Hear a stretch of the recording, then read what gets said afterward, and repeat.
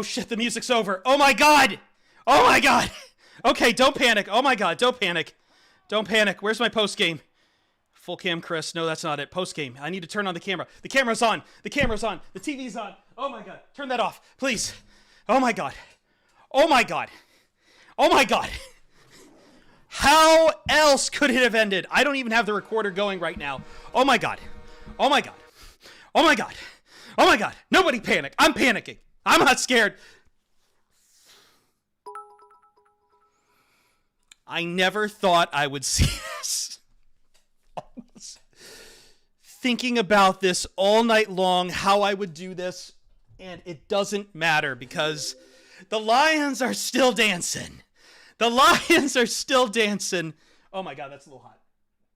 There, is that better? No, sorry, I was peeking there. I might throw up. I might throw up on stream. I might just completely, utterly lose it. Why is this still loud? How's that? How's that? That's much better. Okay. Much, much better. They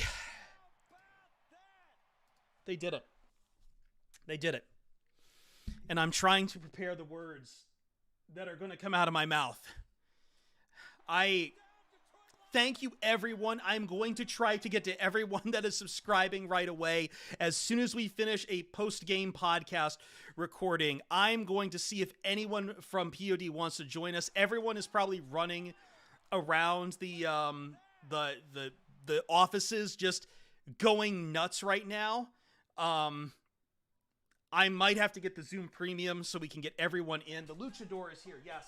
Luchador, where did I put the mask? I was just cleaning up. I just put the mask somewhere. Hold on. We need the mask. We need the mask. I should be wearing this at the start. What am I doing?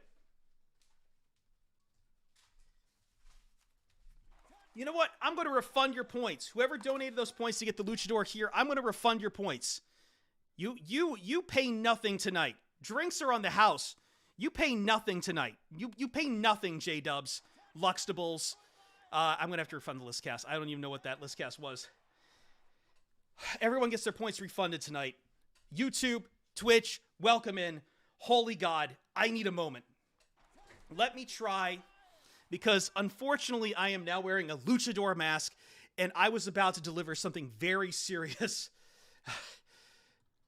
For the first time in 32 years, let's start here.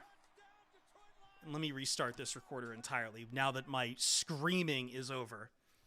Let me restart the recorder now that my screaming is over here as we welcome you to the Lions post-game show from Pride of Detroit on Twitch and YouTube.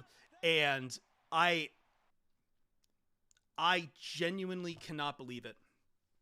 I can believe it. What will it take me to do a shot? I will. Hold on. Let me mark the podcast here real quick because I'm going to interrupt it. So I don't know what a shot is. I have to work I have to be at work at 8 a.m. tomorrow. It's now 8 p.m. on the West Coast. I don't know what a shot is this. I'm just...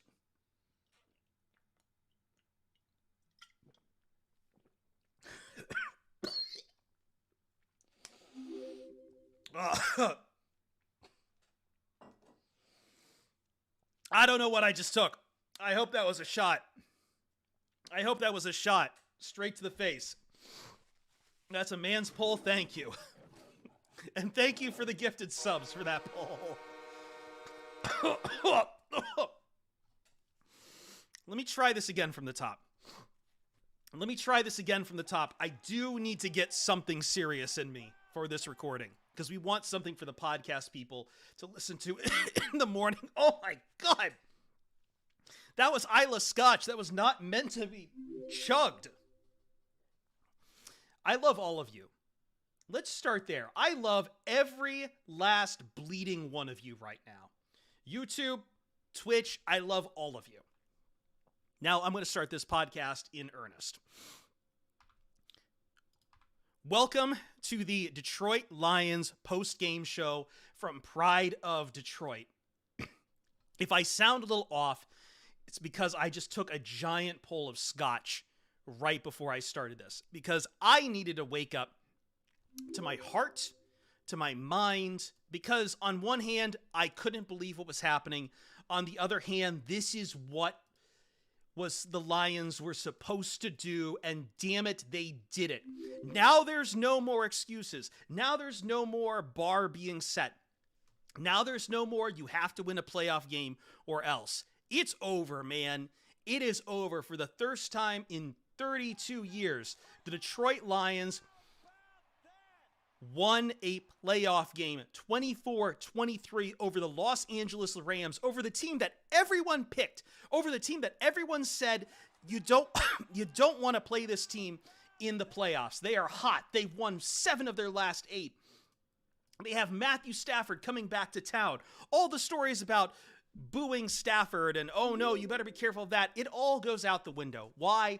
Because the Lions, honestly, led on their defense in the second half and on their offense in the first, and where they needed the stop, they got the ball back with 4 minutes to go. You know what Dan Campbell and Ben Johnson have been doing all year? They have been dreaming of a 4-minute drill to end a playoff game. It was in their mind. It was what they had always wanted. And when Dan Campbell took the gamble, he took a penalty on 3rd and long, and he decided, you know what, we'll make them do it again. It would have been 3rd and 4, penalty, offensive holding. The Detroit Lions decide, we will take the penalty. And you're thinking, wait, really? You're going to take the penalty here? Shouldn't you just have it at 4th down? But no, they put him out of field goal range by accepting the penalty. They take the gamble, and man, Cameron Sutton, and there's been a lot of things said about Cameron Sutton, like, when they needed to, I think I have the, hold on. Let me redo this again. No, that's the right one. Okay. And when they needed to, when they absolutely needed to, they got the play. They got the play, Rams punt, and you get the ball back with 4 minutes to go. That's what he's been dreaming of. And sure enough, who better than the Pro Bowl snubbed wide receiver who has like some of the highest counting numbers in the NFL right now, Amon-Ra St. Brown, to ice the game. And they get to ice the game because Ford Field is rocking and rolling the entire night long, to the point where LA has to burn 2 timeouts in the second half to avoid delay of game. So they only have 1 timeout to stop you. It's over. Ford Field, Lions fans, you impacted this game. You let nobody take this away from the fact that when the game was on the line, the Ford Field impacted this game and helped the Lions to win. And now the stars come in Detroit's favor. Now you've passed the first hurdle. Now Green Bay just boat raced Dallas, which means Detroit awaits the winner of Philadelphia and Tampa Bay, and Ford Field is about to get loud again. But I want to take a step back before we start looking ahead, before we start talking about more of this game, because I've had this speech floating it around in my head, and I would like to say it's a long time, but really it's only been from about the start of the night, when I started just dissociating and getting so anxiety-ridden, so panicked. And it's coming off of a speech I almost had prepared for the Lions to lose this game. Yes, to lose this game. But I want you to listen to me to the end on this, because I really, I hate to get on the soapbox. You are the story, not me, you. But I want to tell this because it's hitting me in my heart right now as I am watching this team celebrate on the field. And let me tell you about failure. Let me tell you about how many times it takes. Because for the Detroit Lions, it's taken 32 years. 32 years to win a playoff game. 30 years to win a division.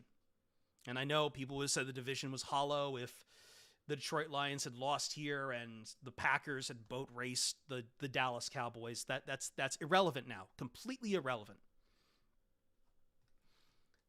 Our society puts so much emphasis upon failure sometimes.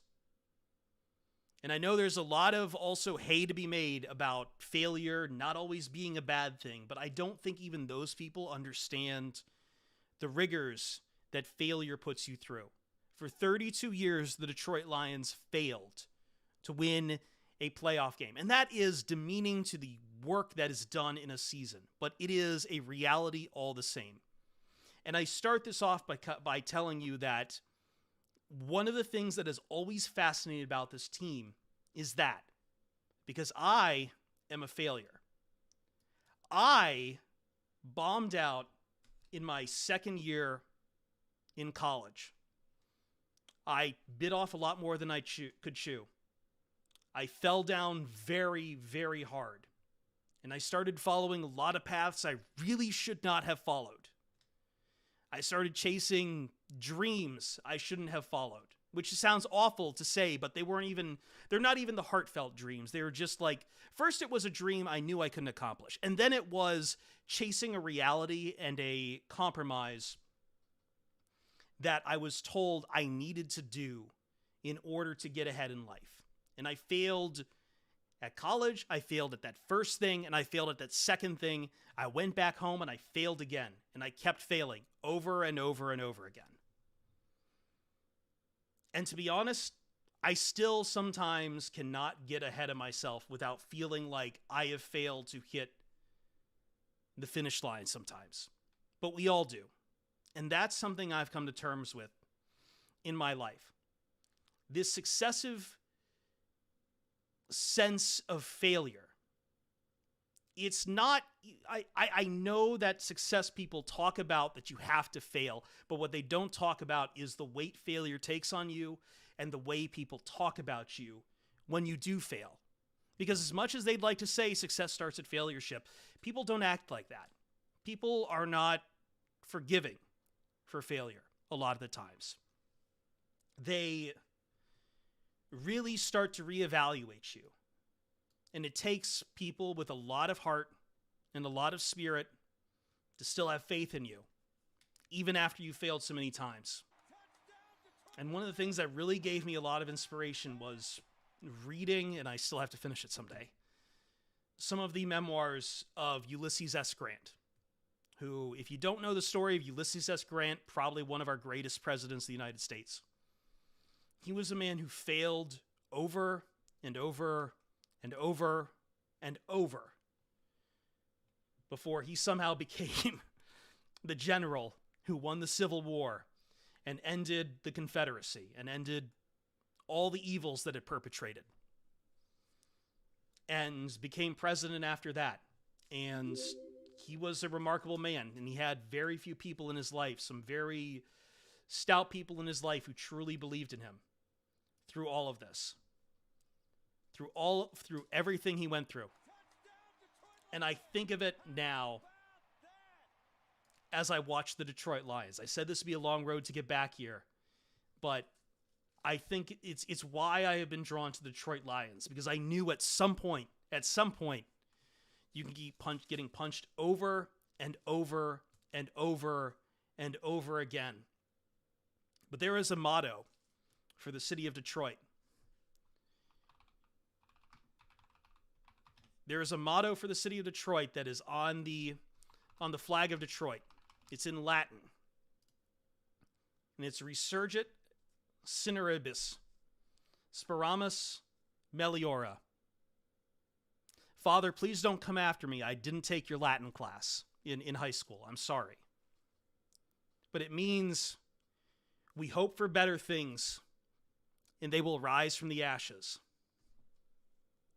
And for 32 years, you waited. You waited for that. And it's too early to declare victory because there's always greater things after that first one. But it always stuck in my head. It always stuck in my head as I watched Detroit sports and I watched the Detroit Lions. Because you kept hoping and hoping and hoping. You kept hoping for things to change. And tonight, Detroit, Michigan, everyone who is a Detroit Lions fan, that hope was rewarded. That hope was rewarded. It was rewarded by men who believed that things could come from the ashes, who looked at the Lions after it had been completely burned down by the previous coach. Dan Campbell looked at it and said, Dan Campbell, a man who was once upon a time on the roster of a team that went 0-16, he looked at that and said, I can make it rise. And this isn't mission accomplished by any means. The Lions should want to win a Super Bowl. But that first victory, when you get that taste of progress, it hits like nothing else. And this season was all of that promise, all of that progress delivered to you. Delivered to you, Detroit. Delivered to you. A division title, the first since 1993. A playoff win, the first since 1991. People can't use that line anymore. They certainly can't ever use the Lions, same old Lions, ever again. All of the ghosts of the past have been slain. What else you got? The Super Bowl? That's fine. A lot of other teams can say they haven't won a Super Bowl. But here's the thing for the Detroit Lions, if you're watching right now. The biggest hurdle just fell in front of you. The Lions await the winner of Eagles and Tampa Bay, of Eagles and Buccaneers. We talked about this on a POD cast, but if they could get past the Rams, that the coast would be clear to make it to the NFC Championship. And who knows? You play to win the game. The games have to be played on the field. Who knows? Who knows what the future may hold, Highlander? But I know what the present holds right now. The present holds a victory for the Detroit Lions. It holds a victory over all of those who wanted to be cynical, who wanted to be dismissive, who looked at Dan Campbell and just saw a fool, to all of those who looked at Jared Goff as being a cast-off, to look at Amon-Ra St. Brown and say that's not a Pro Bowler. Well, that not a Pro Bowler just iced the game against a team that nearly everyone I saw on television, except for maybe Rex Ryan, shout out Rex Ryan, picked against. They picked the Rams. They picked the Rams, and the Lions beat them. They beat them playing the game they wanted to, with tempo in the first half, with defense in the second. Yes, I said defense. I said defense. I know Puka Nacua was a beast out there, but they got the stops where it mattered. The result matters more than that. And they got it on a 4-minute drill to ice the game. They got it with David Montgomery, big A runs. They got it with a team effort. They got it with Sam Laporta, that everyone wrote the book immediately on the Lions saying, oh, that's difficult. You're not going to have Sam Laporta? You really hurt yourself. Sam Laporta not only played, he got a touchdown. This will resonate in history. I don't know where the Lions go from here. I wish I did, because I wish I could stop giving myself heart attacks watching these games. But the entire time I was thinking of you, the Pride of Detroit audience, and I was thinking about what I could possibly say to you, win or lose.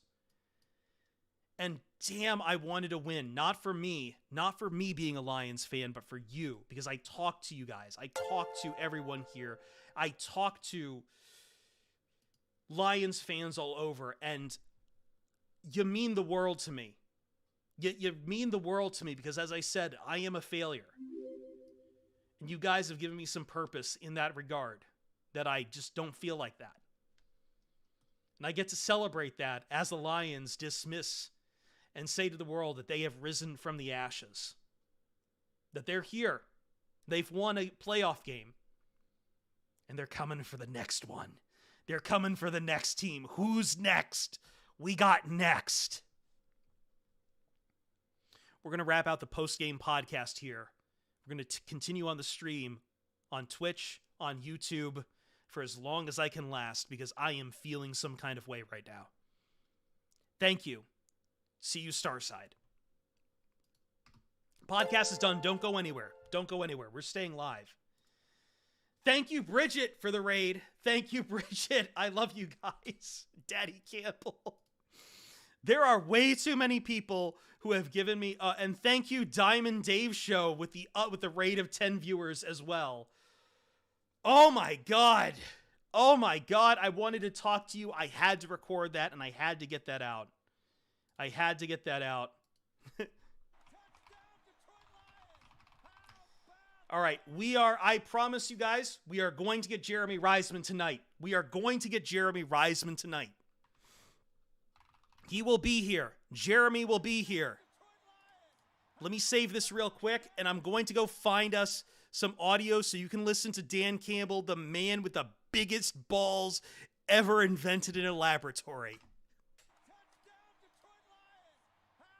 Thank you for letting me do that. That might be my best work. That might be my best work for Pride of Detroit. That post game there. I'm legitimately choked up. I'm legitimately choked up. I am absolutely woodsy. Clutch. Shout out to Bagley. 54-yard field goal. 54 yards, man. 50.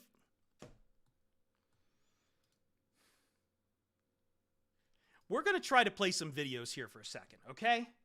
All right, let me get a new browser rolling. Let me set up a new workstation here. I switched back to Opera GX lately.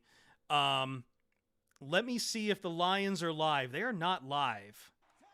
Why are the Detroit Lions not live? All right, we'll keep an eye when they go live, but I do have a video. Who wants to watch a video of Brad Holmes? Show of hands.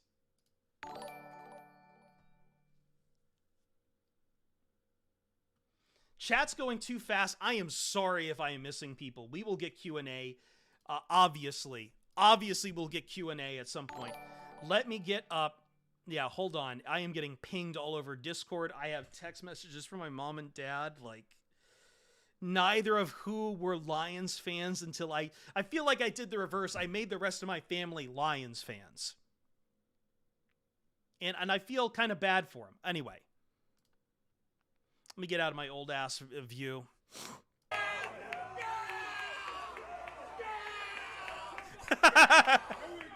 Brad.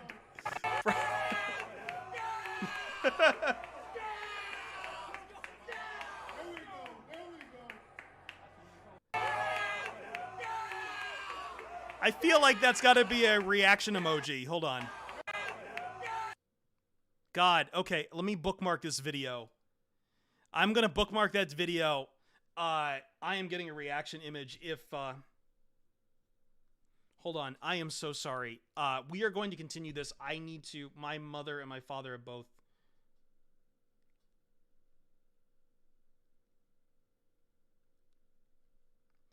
I need to just text back my mother and father both. I don't talk about my family at all, but it means a lot that they both watch Lions while I do this. Spielman about to catch the next elevator. Oh my God. Oh my God. I need to put out an open call here for more people to join us.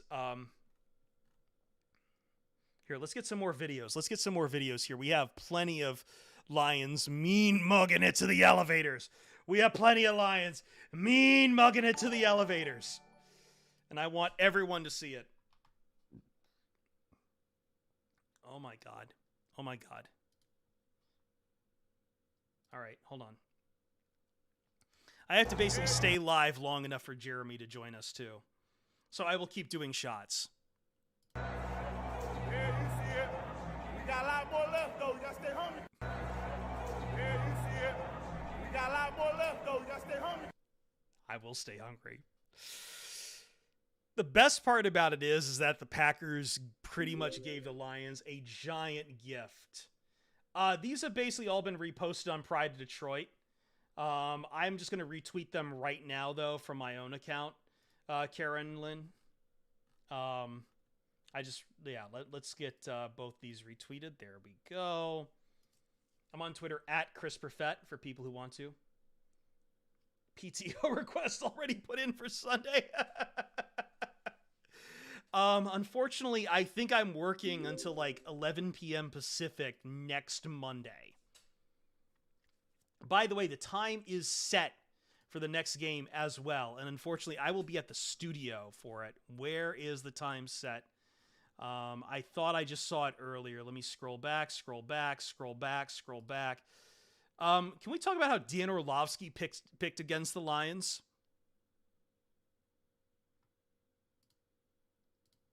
Can we talk about who Dan Orlovsky picks against the Lions? No weapon formed against. Thank you. 3 p.m. Eastern Standard Time. Damn it, I'm going to be at work, so I won't be able to do a post-game show with you guys until probably a little bit after that game is done. But it's fine. We'll have the whole crew for it. We'll have the whole crew for it when I do get home. I might still call out for it. All right, let's talk about Game Ball. Let's talk about another video here we got.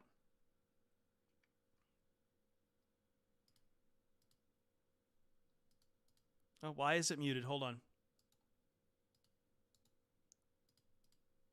Oh, this just doesn't have audio, unfortunately. But yeah, Jared Goff. Yeah, there's no audio. Thanks. Yeah. Man. Shout out to the Lions fans. I know the people were wringing their hands about the booing of Matthew Stafford. Personally, I have no thoughts about that. I don't care. He's the opposing quarterback. If you want to clutch your pearls on it, go for it. But also the Jared Goff chants were very cool. And I say this as someone who has really had problems with Jared Goff over the years. That man made that throw to win that game. I probably have to retire the pit of Goff on our Discord. Like, it's never coming back. Never will.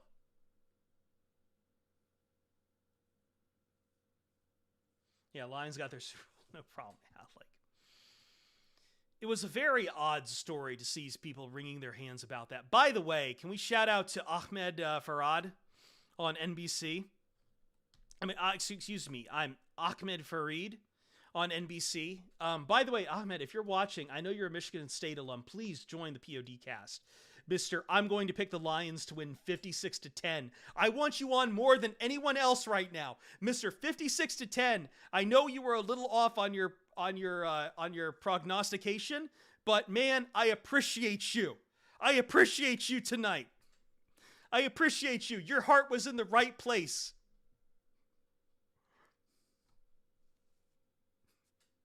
Love that man. Love that man. Everyone's like, what are you doing? I'm like, that man knows. That man knows. I also want to shout out to all the former Detroit Lions who were in attendance for that game. Kerryon Johnson, who's a coach now. I saw you there. I saw you, Kerryon. Shout out to my friend Megan, who is the biggest Auburn fan I know. Who loved you and loved that you were a Detroit Lion. Golden Tate summoning the energy ball, the Dragon Ball Z energy ball. Golden Tate. Dan's on. Let's see. Let's get some vid from Dan. Let's go. Let's find the Dan post game. Here we go. Dang, I probably felt. Let me get to the start of it. I know it'll be a little off live. Let me get to the start of it here. Excuse me, I missed that when he went live. Let's get this here. Let's get this. Dan Campbell at the podium. Guys hung in there. We won as a team, did what we needed to do, took all three phases, got our special teams involved in the second half. I thought Jack Fox was unbelievable. Defensively, we kept them out of the red zone, which was huge. It's an explosive offense. We knew Stafford was going to be hard to contain. Thought Puka, he's a heck of a receiver. And that defense, man, they were flying around. Aaron Donald, he's an issue no matter how many resources that you try to put his way. So, but ultimately, man, we did what we had to do to win that game and played it the right way. And in the critical moment, seal the game. We put it in Goff's hands. He gets it to Saint, and we're able to kneel on it. So it's an outstanding job. Yeah, just thought he played top-notch football, you know. He probably had 2 errors, and everything else was – I thought he was on point. He looked loose. He looked relaxed. I thought he threw the ball with conviction, was strong in the pocket, got us in the right play, and he felt that way all week. He just was locked in all week, you know, and he's really been that way for 6 weeks now, like where you really feel like whew, he's really honed in here. So just really proud of him, you know, and what he means to us and his play today. And I bring it back again. He's one of the reasons that we won this division, and he's another reason why we just won our first playoff game here in 30 years. So, what a stud. You downplayed all week the emotional toll this matchup could have for him. He downplayed it as well, but I mean, the crowd was chanting his name from the start. We haven't heard that. Do you think he liked that? I'm sure he did. I mean, just Would you like that? nice gesture. To play with, I guess, the level-headedness that he normally does in an emotionally charged environment. How impressive is that? Yeah, I mean, I expect that out of him. I mean, look, he's played plenty of football, and he's been in all different types of environments. And I think, if anything, it probably felt a little special when you hear it every once in a while. I wouldn't think that would make him tight or, you know, if anything, probably gave him a little boost. But he just – listen, man, he's steady, he's reliable, he makes plays when you need him, and the guys love him. They respect him, and he's a leader. Hold on. Go ahead, Wojo. He had started. Sorry, Dave. I know I'm looking at you, and then I look back. I know it just happened that way at the end, but did you want, obviously, at some point to have the ball in his hand at the end you were going to throw? Well, no, that wasn't like I didn't go in saying, all right, at the very end of this game, even if we should run it, we're going to just put it in his hand. But it was there. That was the moment where we need to seal this game, and we felt like the right thing to do was put it in his hands and get it to our best player, and we did that, man. Those guys executed, and he just ran in my office, man. We were hugging and laughing and enjoying it, and talked about that last play. And I said, how many times have we done that over a 2-year period here? And a ton. And he's made the same play, and he did it again. And so a lot of trust in him, a lot of trust in that O-line, the backs, and certainly those receivers, St. Brown in that case, to make the play. And you've been a part of a lot of playoff games. What about this environment? And the Rams had to burn 2 timeouts, I guess. That is arguably the best environment I've ever been in. That was absolutely electric. And I think what's crazy is I was coming down for pregame warm-up, and you could just feel it. It was humming. The building was humming. And I swear you could feel the electricity down the tunnel from where I was coming down. And it only just grew from there. So, man, our fans showed up in a big way. That was clearly – and I thought, man, for 2 years now, that building's been rocking. It was different today. That was a whole nother level, which is what the playoffs are all about. So our fans showed up in a big way. They helped us win this game. Obviously, next game up, you're not going to take too long to, basket the glory. But you don't know that. How long will you take? I mean, just they talked to you a little bit about the emotional side of it a little bit. But, man, the first time in 30-plus years, you understand, you're part of the 0-16 team. We talked to you about it before. To actually do it and accomplish it, what was those feelings and emotions like as the final seconds went by? I guess in that moment, I don't think of it like that. And I don't even know if I'm really going to understand all of it until I have time to just sit back, season's truly over, and look back on it. Because I guess I'm just kind of, man, believe me, I'm so thrilled. I'm excited. We got our first playoff win. And I'm happy for those coaches and those players we're all a part of it. To be able to do something that's greater than yourself, it takes everybody around you doing their job, doing it on a high level. And you got to be able to trust them. It's special. It's different than anything, man. And it's why you do what we do. It's not the money. It's about the competition. It's about the camaraderie and to be the best of the best collectively. So I know this. We were fighting for the 2 seed and to get another home game, and we got another home game. So it's awesome. And we had to earn that, and we earned that with a win today. What about your defense? 2 stops in the red zone? Yeah. The 9 and 6 yard line in a 1-point game. You guys were through the That was the difference. That was the difference. And we wanted to be disruptive today. We were going to be aggressive.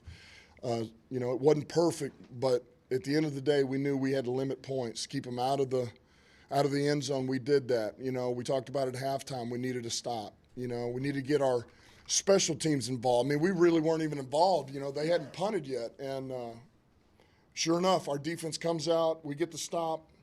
First possession out of halftime. And now, our special teams helps us out. There again, Jack Fox was big on the offensive side when we had to punt. But and then those guys kept them out. They kept them out, and limited them to 3 points.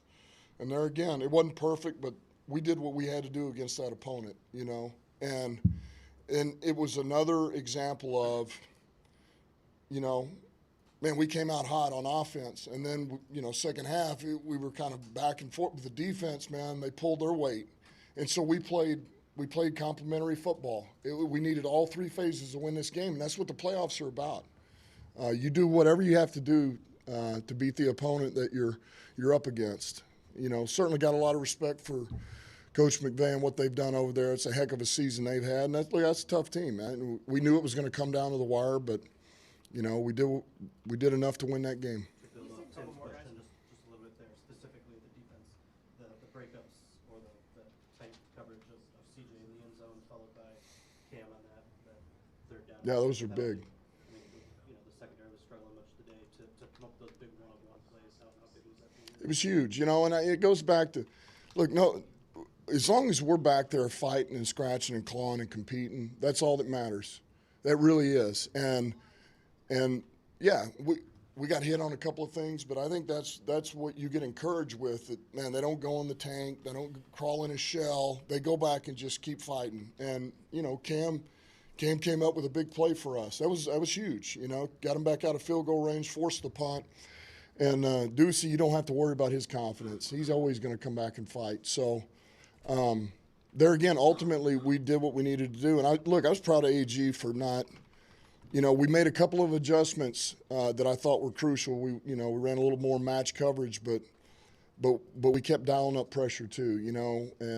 And we're not going to be something that we're not. We're going to do what we feel like's best to let our guys cut it loose and go make plays. You said, 2 more questions. You said Goff has really been locked in within the last 6 weeks. Look, he's been locked in all year. The only reason I bring that up is just I just feel like it's been at another level over the last probably 6 weeks. And believe me, we won a lot of games before that 6 weeks. I mean, it was why we're where we're at. We banked a lot of wins. But anyway, keep going. What did you see in him to notice that he took that to another level? No, I think it's just the way he goes about his business, and you feel like when you see him in walkthroughs and he's in the huddle and his command of the plays that we're getting ready to run and his detail to what he wants the receivers, the O-line, or where the protection's going or what he's going to do with it, interaction with Ben Johnson. It's just these little things that I feel like are big, and it's kind of an indicator of where he's at. And I really feel like he's just getting better and better and better, honestly. I mean, I think he's playing his best football at the right time this year. And he's taken great care of it. I thought he played fast and efficient today, got rid of it early with critical throws down the field or back to the backs in a check down or, check down out into the flat and let those guys make plays. And, man, that's, you do that, you're seeing the field and you're seeing it fast. He's really been that way for a while now. Last one, Dave. What did Sam go through to get on the field this week? I think the first play behind him, he was one of the blockers out there. So just his effort and whatever he had to battle through. He did a ton. And it's a credit to Fish and those guys, Sundin, or trainers and all those guys in the to get him back. And it was honestly, it was kind of 24-hour care there. And I don't know all the voodoo magic they did to him. I can't explain all of it, but it was critical in just getting the swelling out and getting it to where it felt better and to where he trusted it, and really I felt like Wednesday, you just want to make sure that he feels comfortable. And you could tell by Wednesday he was, all right, I can do this. And it just got better and better every day. So credit to all those guys, and certainly Sam. I mean, he's tough. You know, he's tough, and he wasn't going to let it hold him down. And, you know, we put in some things to really spread the ball around, you know, to our other guys, because we didn't know if we would have him entirely. But we knew we needed him in the run game, and he showed up and helped us today. All right, thanks, guys. We'll have Aiden and All right. here. Locker room's open. Oh, shoot. Are they done already? I am, like, still trying to get us. Stop that. I am still trying to get this. I know some of you probably saw me messing with the Zoom. We are going to get this up right now. And I'm going to put the call out. I know Jeremy wants me to stay live until he joins me. Jeremy, if you are there, we're doing that. We're staying live. I know I have to be at work tomorrow. Time is no concept right now. Time is no effing concept, okay? Where is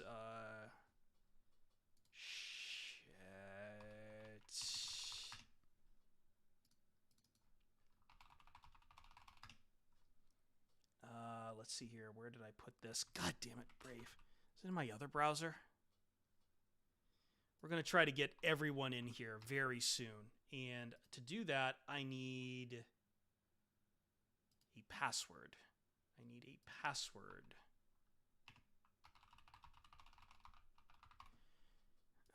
Where is it? Add another account. Pride of... Ah, shoot. It's not saving the... Where's my drive? Ah! I'll take some questions here in a second. I'm just trying to get... I'm trying to get us logged into our Zoom so I can host it. And we get more people in here.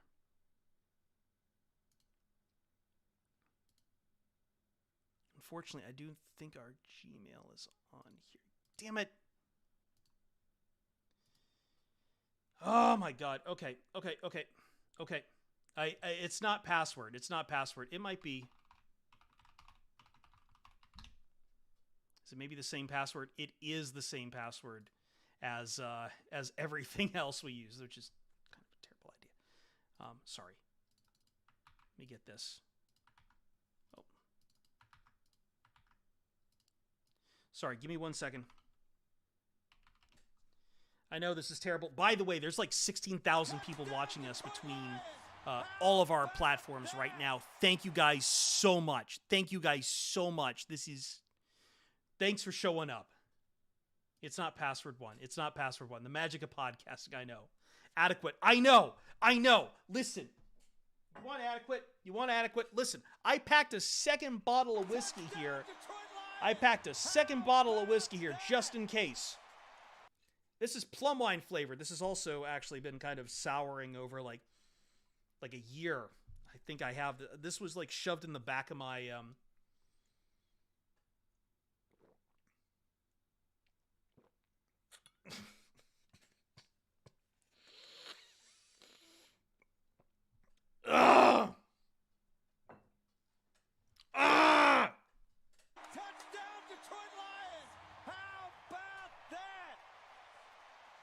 I will yell at chat all I want. You can't stop me tonight. You can't. Here's why. Because we're awesome. Let's see here. Where is the invite? Copy invite link.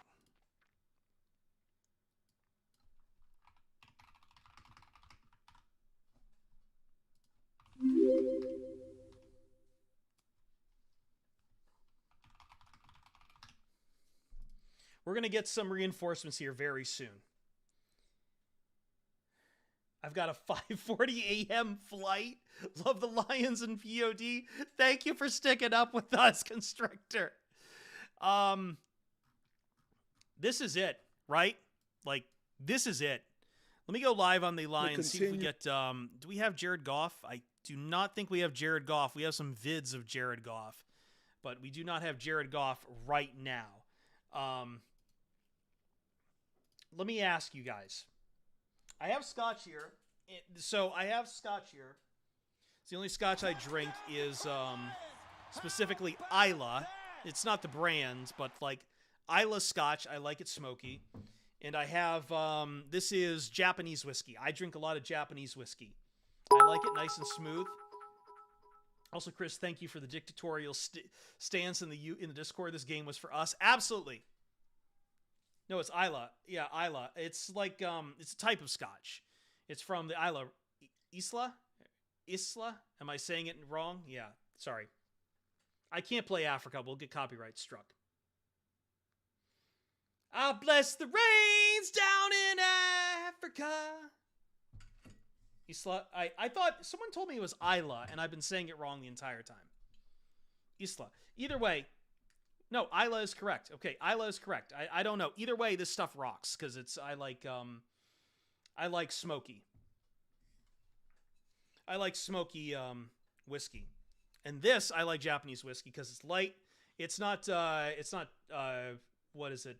It's not Tokitori, unfortunately. This is Akashi, but it's been flavored with plum.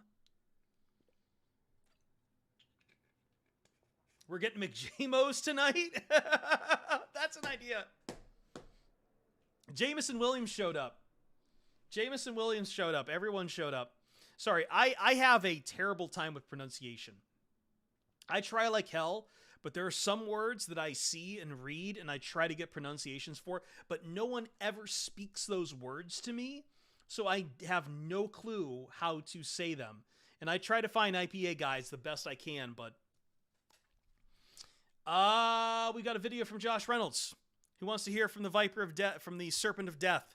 My man, you want to talk about Matt Stafford game, you want to talk about Jared Goff game, you forgot about the Josh Reynolds revenge game. You forgot about the Josh Reynolds revenge game.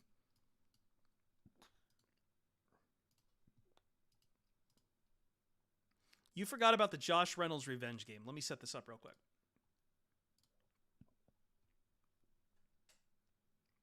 We not done.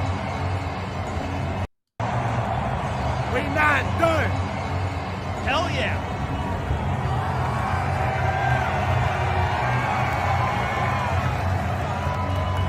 Look at that crowd, man. Well, the experiment, yeah, the entire offense wasn't really there for the second half, so can't blame him for that. Goff at the podium. Let's see. Let's get some. Let me start you back a little bit. Let's get the full Goff at the podium here. Can you explain, I guess, what meant to have that kind of support from the jump today? Yeah, it's pretty unbelievable. The people here are special, man. And, I'm grateful, and I'm grateful for their support. And today, with the circumstances that were there, it meant a lot, and it was special. No, it made me feel pretty good. It was exciting. I don't think I've ever experienced anything like that, but yeah, man, I love these guys. Jared, it took a while for you to feel like this was your home. I don't know if there's any doubt in the last 2 years now, but did this almost cement that this is going to be a part of your life forever, this place? Yeah, I hope so. This place is special to me, and like I just said, these people are special. That's the best home atmosphere I've ever played in front of, and I expect next week to be on top of that or second, and it's a special place to play, and I've only been here for 3 years, but to see us come from where we were to where we are now, and the fans endure some of that, it's special to be able to get this W for them and for this group in our locker room. Now that it's over, can you talk about what this week was like for you? What? I'm sorry? What this past week was like? Yeah, yeah, it was fine. Like I said earlier in the week, it was kind of tracking for this matchup for a while, so I kind of had some time to, get ready for the fanfare that would be, and I just kept going back to what this game was about, and it was about us. It was not about them. It was not about me. It was not about my history there. It wasn't about anyone on their team or any coaches. It was about us. It was about the 53 in this locker room, our coaches, and this organization getting a playoff win in front of our home crowd. Your offensive line, you give credit constantly, but it felt like you Yeah. were at a different level of pocket today in terms of width and time to really see the field. Yeah. How critical was the blocking to your day and the offense's day? Yeah, they were on their game today, and that's not a no slouch D line over there. And anytime 99's on the other side, you got to be on your game, and they were today, man. They were great and came to play and came to win. When you took that first knee, you threw your arms up. What you feel? The exuberance, whatever's going through the emotions that are running through. Yeah, it was. It was surreal. You know, it was something that you kind of imagined for so long.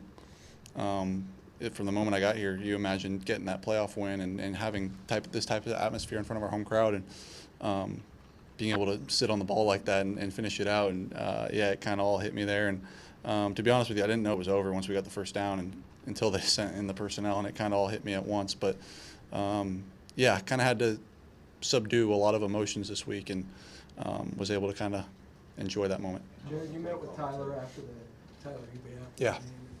What were those emotions? Do you still feel a connection to that team a little bit? Of course, he's one of my best friends, and him sustaining the injury he did is hard. It's hard for me to sit on the sidelines and watch that. And I know he'll be just fine. I don't know what he's gonna end up doing, but he'll be just fine, and I love him. Can you walk us through completion to eventual completion to St. Brown, pass you probably from a million times. Yep. But when you got the ball then and that was unfolding, did it feel differently? Did you feel the moment? No, it was like every other rep we've had of that play 100 million times. It was him one-on-one with the nickel and go win. And it was pitch and catch, and that dude's as good as it gets, and I was able to put it on him. And again, I wish I kind of knew that would have sealed the game, and then I would have been able to really enjoy that moment. But was excited we got the first down. Then I realized the game was over. Did you find yourself at all rooting for Green Bay, just given the ramifications of bringing a second home game here? Oh, sure, yeah. I wasn't really. I didn't have no preference there. If we had to go to Dallas, great. Now we get a home game, even better. But yeah, once they got out to that early lead, you're like, all right, we win this game, we get another one at home, and yeah, we're excited. Couple more guys. Field is very Yep. You've been on the field, all his fans still stayed there. And that might have been the loudest ovation you got in place. It wasn't even full. Yeah. Full. Can you just talk about the fact that they were all still waiting there for you? Yeah, they're amazing, man. They're amazing. I'm very fortunate to be playing for these people here and to be playing for this city and this organization and to be able to enjoy special moments like that. I don't take it for granted.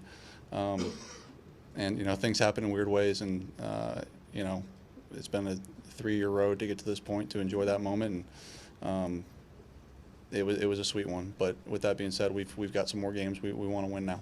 You've been known for your toughness your entire career, but kind of appreciation, admiration do you have for what Sam went through this week to get out there for you guys? Yeah, a ton. That dude's a stud. I told him that all week, and he battled. I don't know if people quite know how badly he was hurting throughout the week, and to get himself ready to go for that game takes a lot of guts, takes a lot of strength and courage, and he helped us today. He really did, and he's a hell of a player. Did you have a chance before or after the game to exchange any thoughts with Stafford? Yeah, I told him after the game how much respect I got for him and how great of a player he is, and yeah, he's a hell of a player. He's one of my favorites to watch around the league, and yeah, got a hell of a lot of respect for him. Thank you, guys. Thanks, guys. Oh my God. Sorry, I'm sending out to everyone invites to a post-game stream. I am trying to get the party going. We are going to stay live. We are like waiting for Godot, but waiting for Jeremy. I have promised him his time. I have promised him his time. He will be here. I'm reaching out to other people. I am trying to get everyone I can in here. Shout out, by the way, I am sure that I believe that our old friend Mike Rothstein is currently live on ESPN Radio as well. He reached out before the show and said, what was the words he said? Oh, God, I was just kind of going back and forth with him. Let's see here. Enjoy tonight, my man, was the first message from him. Thank you, Mike. Hope he's doing well with ESPN Radio right now. Do we have the Decker post-game live? Let me see. Let me see if, let me go to live. Let me see what we got. I don't, but I do have a video from Decker. I do have a video from Decker. Talk about the man. By the way, let's talk about Rex Ryan, too. Let's give some... Let's hold some people accountable. Let's hold some people accountable on takes. Let's get some Decker. Let's see here. I am lining up all the videos I have so I can go rapid fire here. This was something, man. This was really something. I hope you guys felt it as deeply as I did, because wow. Liam, by the way, yes, that game was a reminder of why many of us held Stafford in high regard. He's an absolute warrior. I'm happy to root for him when he's playing anyone except the Lions. That man had a bleeding hand. That man had a mangled, mashed up hand, and he still kept playing. That man still kept playing. I said it was all right to boo Stafford, but man, that's something. Go live on this here. Unfortunately, I do not think the stream has any of the other players live besides Jared Goff. But we will get some videos here. Let me get Hutchinson. Let me get Penei Sewell from the locker room. We're just going to grab every video I can find, and I will switch back over to them in a second and play all of them. What a night, man. I really, really did not think I'd get to see this for probably a few more years. And yet at the same time, this is everything Dan Campbell told you he was going to do. I think Goff just secured a pretty decent extension with that game. He was nearly flawless. I think there's plenty to talk about with Jared Goff this offseason. But yeah, I feel like getting this win. Pay that man his money. Pay that man his money.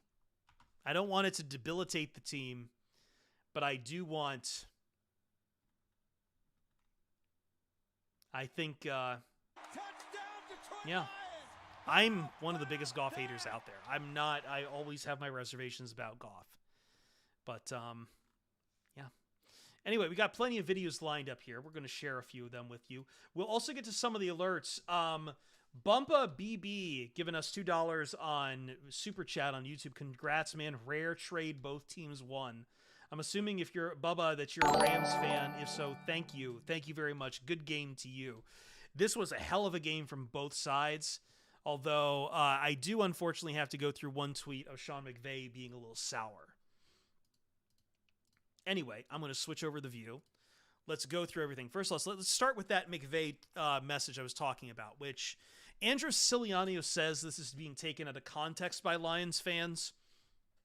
I am curious what Sean McVay is talking about here. This is the Jose Mourinho, I prefer not to speak. If I speak, I am in big trouble type of quote. I'm not sure what exactly he's, I know where to be fair, it was a pretty big, it was a pretty big no call, but there was a lot of pretty big no calls both ways. Why is the audio so low? I'll turn up my audio a little bit more. That's as far as I can go. Let me turn up my Focusrite box. I had to turn it down because I was mastering the audio for my podcast, so it might have been low. I don't think this was a good... it was up and down for the ref crew. I think they handled it as best they could for both sides. So I don't know why he's sour on this. So whatever. We'll move off this. Apparently this is taking out of context, says Siciliano, so I don't want to linger on it. But let's talk about the stadium being full at the end of the game. Oh my God.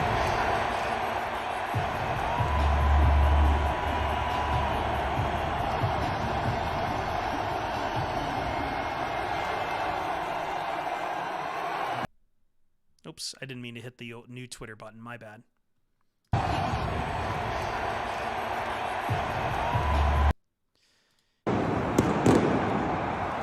Look at these two. Look at these two. I love them both.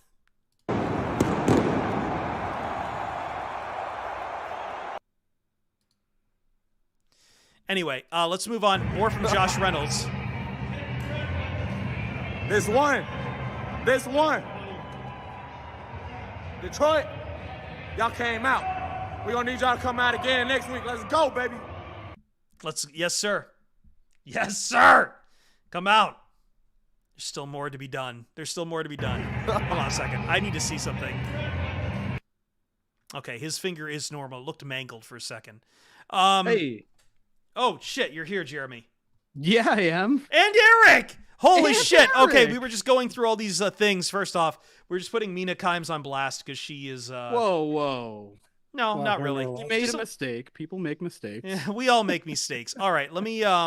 First off, before I switch over to you guys, let me show the moment the clock hit zeros from the sideline. Whoops. We need to do that video Sorry. first.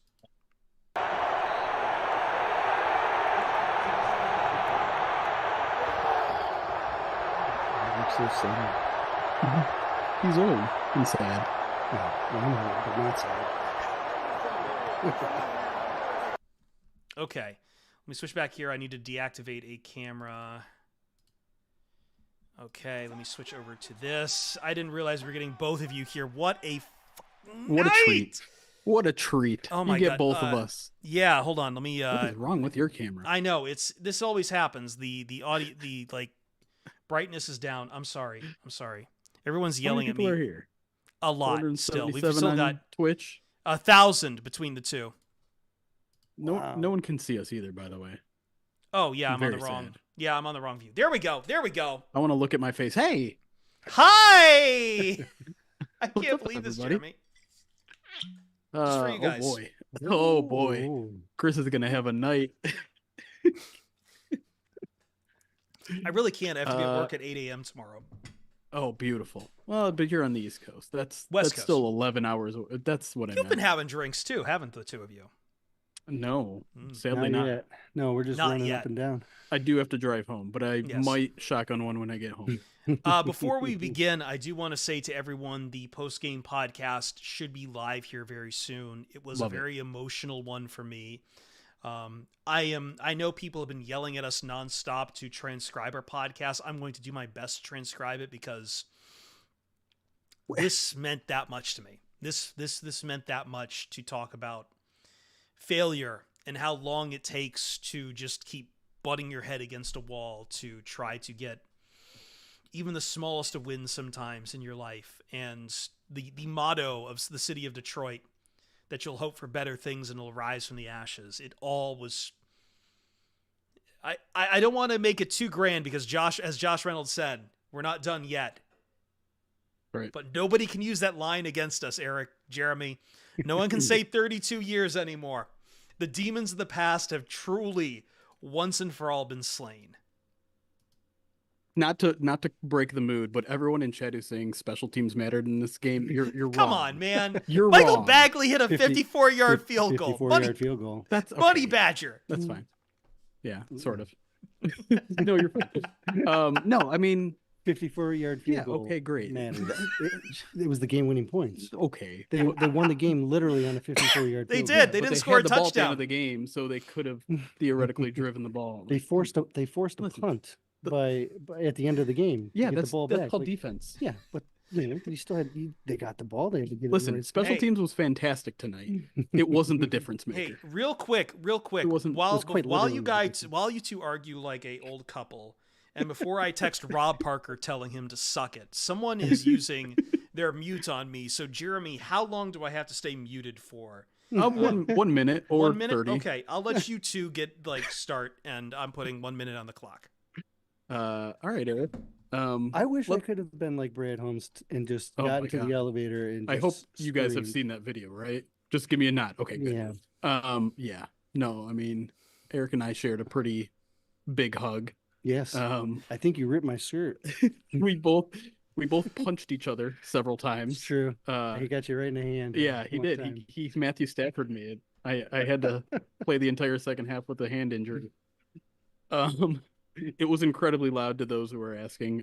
Definitely the loudest Lions game I've been. Particularly, Correct. I think it was kind of, I wouldn't say average, the first half, but like nothing completely special until the second half. Particularly that third down that eventually won the game. That's the loudest I've ever heard.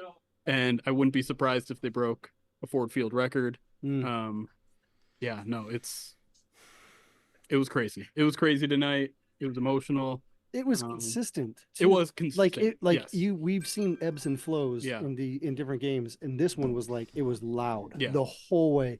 They got quieter, I thought, when the Lions were on offense more than normal as well. Yeah, it was It was- quiet as a mouse. It was Steady and quiet as a mouse. Yes, was, I think I said in the it post. was a lesson on how to operate as a crowd. And then look, the crowd forced 2 timeouts. I was gonna for the say, Rams, like and they that was- ended up they being- helped win yeah. this game for the Lions. Yeah, they cost 2 absolutely seconds. did. I can't believe that Sean McVay burned 2 timeouts in the Huge. second half. Right. And then not going for it when you knew you only had 1 timeout. Your offense had been cooking all game. Yeah. Your defense, I know they were playing better in the second half, but you put the ball in the defense's hand to not give up 2 first downs because you only had 1 timeout. I thought there were a lot of questionable coaching decisions from McVay, and I mean, I don't know if this has become a narrative or not, but I think Dan Campbell's decision to accept the holding penalty turned out to be one of the biggest decisions in the game. Everyone was baffled by it, but It was questionable. It was a very tough decision, and I put it out there on Twitter. I don't know what I would have done in the moment, but Yeah. it turned out to be critical. I mean, you were putting you could have put Maher out there for a 53-yarder to take the lead with 4 minutes left. And to be Maher's honest, he got was a big kinda- leg. he was He's got a big kinda- leg, but he's bad. he was He's pulling missed a them lot all of night. field goals. Yeah, he was pulling them all night. It's Yeah. funny because like the crowd on every extra point or every field goal that he made, the crowd that was in that end zone knew it was in. The crowd on the opposite end zone kept going, woo, like he missed it. And then they're like, oh, it actually was good. It was Yeah, really it's weird. Every So- time. Every time. Like but Maher's anyways. record in Dallas wasn't great, and the Rams special teams basically ranked like dead. Like I forget the exact stat, Eric, but like they had missed something like 16 field goals all season. Mm. Like it hadn't. It been was great. it was double digit. I think it was double digit for sure. Mhm. And then it was like multiple kickers like that were missing too. Like they couldn't find any answer. And which makes me wonder if they would have opted to not try and kick to 53 and try and go for it. Maybe.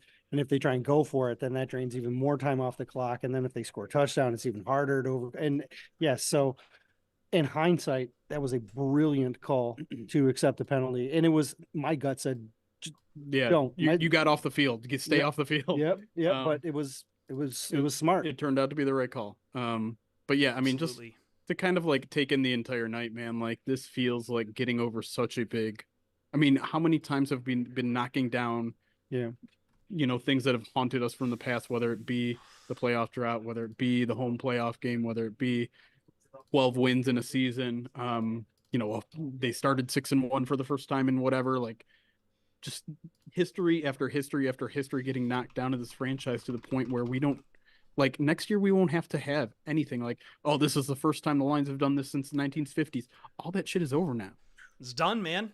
Division title, playoff win, home playoff win, which like I guess that the home playoff win goes back to 1957, I believe. I think I saw that from our friend. I mean, I think that makes sense. From the Wait, Detroit News. Does it make sense? I think so. I need to go find it. It's from Mr. Miles. Did the playoff win come on the road and then they maybe it did? I Either believe way, so. I was going off something that a Detroit, one of the head honchos of the Detroit News had said. So I'm going to trust him on this.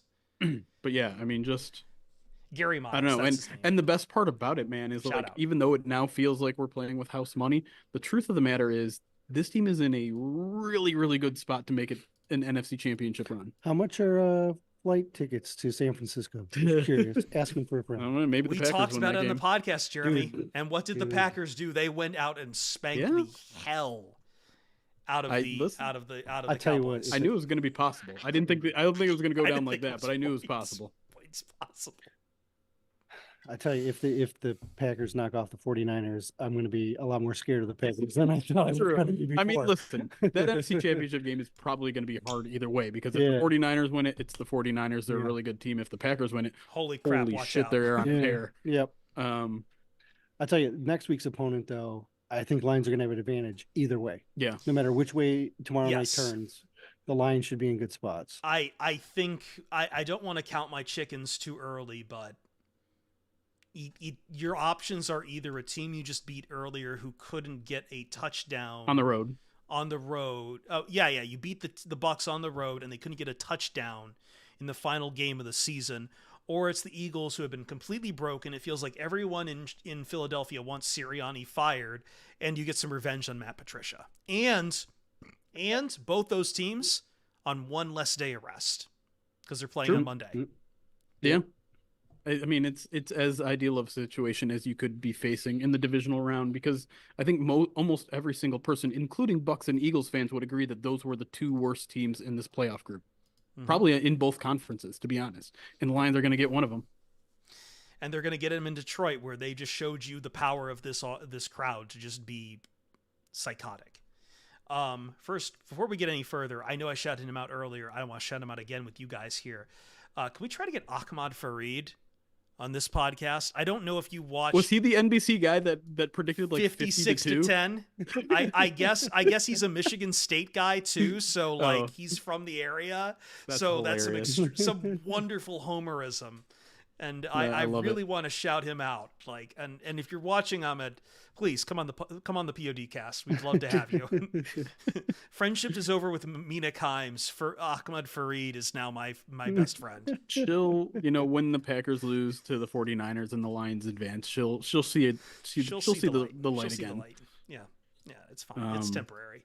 Everyone was picking, like Dan Orlovsky picked Kansas City. Everyone except that was one video. Dan Orlovsky loves Matthew Stafford. He picked his buddy over his team. That was the one video I was hoping to get to before you guys jumped on, and that was Rex Ryan, massive defense of the Detroit Lions and the disrespect they were taking. Yes, that I quoted the end of that rant that he had, and it was amazing. I agree with him. It was great.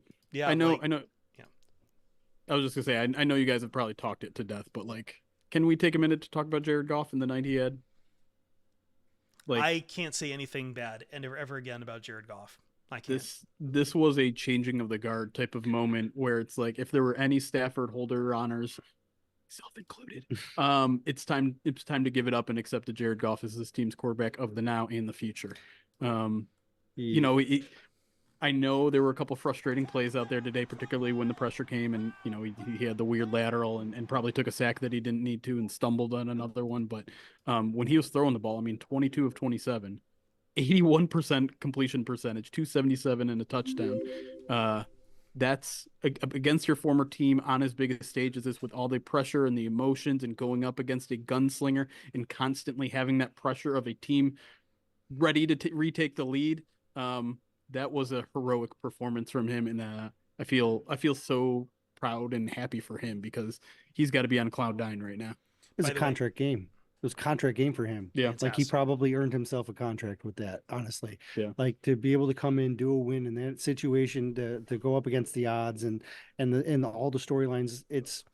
I don't know how a contract doesn't get done at this point. Yeah, he certainly has a big negotiating chip on his shoulder now. Yeah. Yeah, I know it doesn't come down to just quarterback play, but he accomplished something Matthew Stafford didn't.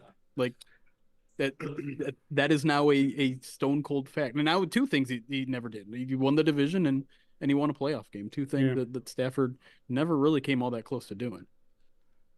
Sorry, I'm just I'm looking around. I know also Cynthia Freeland picked the Lions too. She's also a Lions fan. She is, and I think one of my producers gave me her contact a while back from FSR. Ooh. So once again, she's getting invited to the party.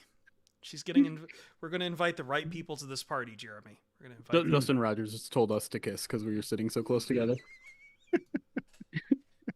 Wait, really? Where is he at right now? Is he in the YouTube? He just walked by. Oh god! He stopped and I knew he was going to say something snide, and he sure enough did. We're in the main area. We're not back in the conference rooms just yet. So we're probably only going to hang on here for a couple more minutes because we got our own video to record. Yeah, I was about to say, do I need to get off the Zoom or something? Or yeah, no, we record that off Zoom. But if you want to watch that exclusive video, subscribe to Pride of Detroit Direct, 30% off. Just use the codes that are all over the website. It's $50 a year. 30% off is like way less than that. $35 a year. That's 35 years. That's $35 a year is like $3 a month. You guys can afford that. You can do that. Do it. Plus, do it now. You'll get more coverage for another couple more weeks too. It's an off-season thing too, but it's honestly something that we put a lot of hard work into, and it's a lot of fun. And everyone I know who is subscribed to it has really enjoyed it the entire year. So go do it. I want to join you at some point to put some writing in somewhere in there if you will have me. But I got to say, for the two of you, the last 6 days, I mean, obviously I'm not a Michigan fan, but the last 6 days must feel like. Yeah. Wait, that Michigan game didn't happen 2 years ago? It really feels like it, doesn't it? It did. Holy cow. This has been like, for football in the state of Michigan, this has been fantastic. I don't know I've seen anything like this. It's funny you bring that up too, because when I was going to Michigan, they weren't particularly good. I was there like towards the end of their early peak. I was there for App State. I was there for, whatever came after that, the start of the Rich Rod. And I had season tickets, obviously, to those. I had season tickets to the Lions. And so often I would have these weekends. I'd come back from both those games with two just like embarrassing losses. I'm just like, why am I I'm in college. This is how I'm spending my weekends, watching these two shit football teams ruin my weekend. And you know what though? What's that? Look where we are now. Yeah. It's everything that this team is about, man. Like, I mean, it's think about how much better it feels now having gone through that, right? And that's like what everybody out there is feeling and like embracing. And that's why my wife's hiding behind the fridge trying to watch the end of this game because she's so nervous, right? My father who gave up on NFL football when they moved the Cardinals out of St. Louis, and my mother who's never cared for it. Both of them, I feel like I've done the reverse thing where you put Lions fandom on your kid. I turned both of my parents into like watching Lions games with me because they know I do this. And to have this tonight, to have both of them shouting like things on my text, like, and me being able to say, I can't believe I saw this finally. That honestly, like, that's part of the best part of all this night is just like, as soon as those clock hit 0, my phone blew up. Yeah. From people I haven't heard from in years and months, they know how much this team means to me, and their first thought when the Lions finally won this playoff game was to text me and just to share that moment with I mean, I'm gonna have to catch up on a lot of texts tomorrow morning because I have too much work to do. Hi, Justin. I don't know if he ever asked you. But like this is always the fine line we walk, right? Because we're both fans and we're covering this, and I know that feels like a paradox and that it's impossible to keep things separate, and sometimes it is. But it's also really fun when they run together like a night like this. Yeah. That we get to cover a team like this, and we also have people who know we cover this team, but also that we're fans. Like, everyone at work kept looking to me for like, how do the Lions win this game? And I'm like, just watch, man. It's gonna be a lot more about the run game than you think. And sure enough, the Lions shut Kyron Williams down. What was the final stat line for him, actually? I should probably check that. Probably like 50. He also got 50. Injured, yeah. He did get injured. He did get injured. 61 yards in the night, 4 points. Although, granted, average of 4.7 a carry, but still, like, I mean, Lions didn't get much on the ground either, but still, like, no. I was chanting for big Monty runs at big Monty time at the end of the game. Yeah. And by the way, Crimson King, appreciate you, buddy. Hopefully you enjoyed. If you don't, you can email. Like, now you have a new email for me. I get all of the, if you get all these newsletters via email. If you don't like it, respond to me and say, hey, Jeremy, you ripped me off for $35. That's fine. By the way, Tony come through. I'm pretty sure Tarico is a closet Lions fan. He's from this area too. He's from Ann Arbor. Yeah. Yep. So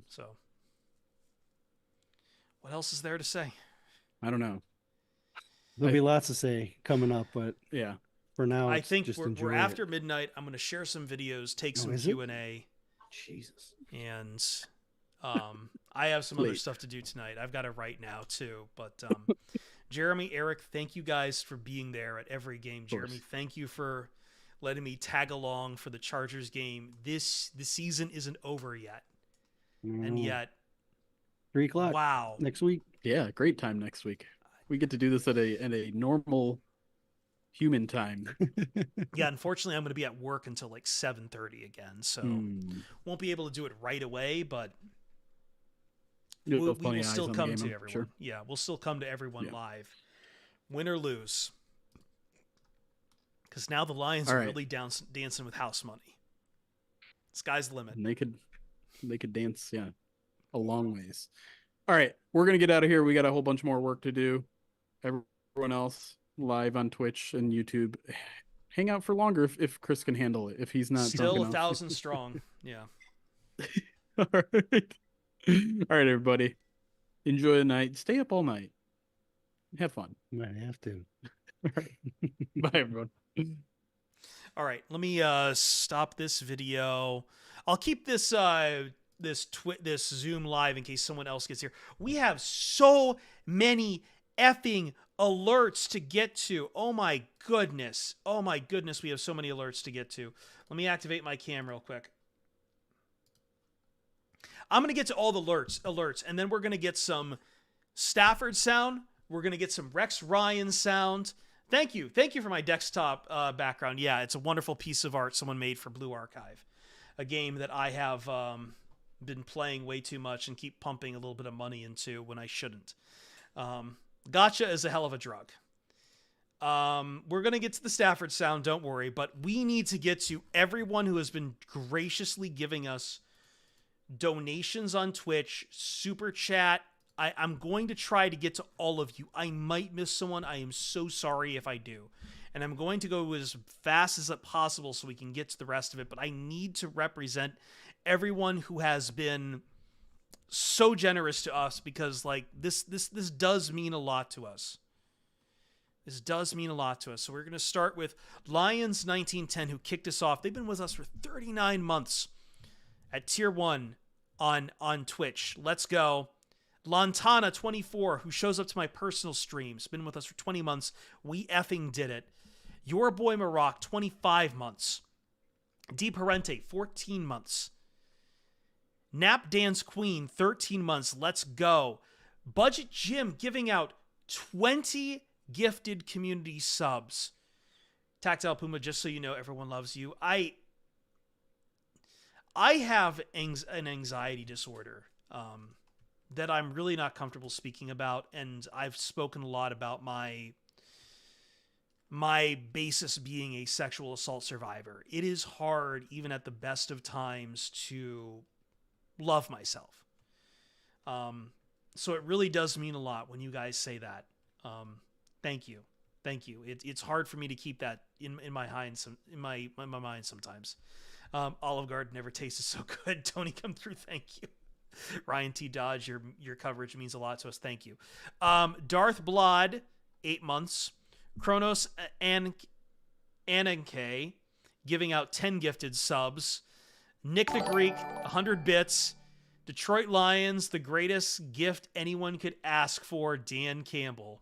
Thank you for finally sending me something normal. Big Damage 1, 11 months. Dat Lion Boy, 13 months. Chris, we love you with grace and conviction and so much love. Go Loins. Thank you, everyone who's been taking up my mantle of Go Loins. J Pook, 18 months. What a freaking game.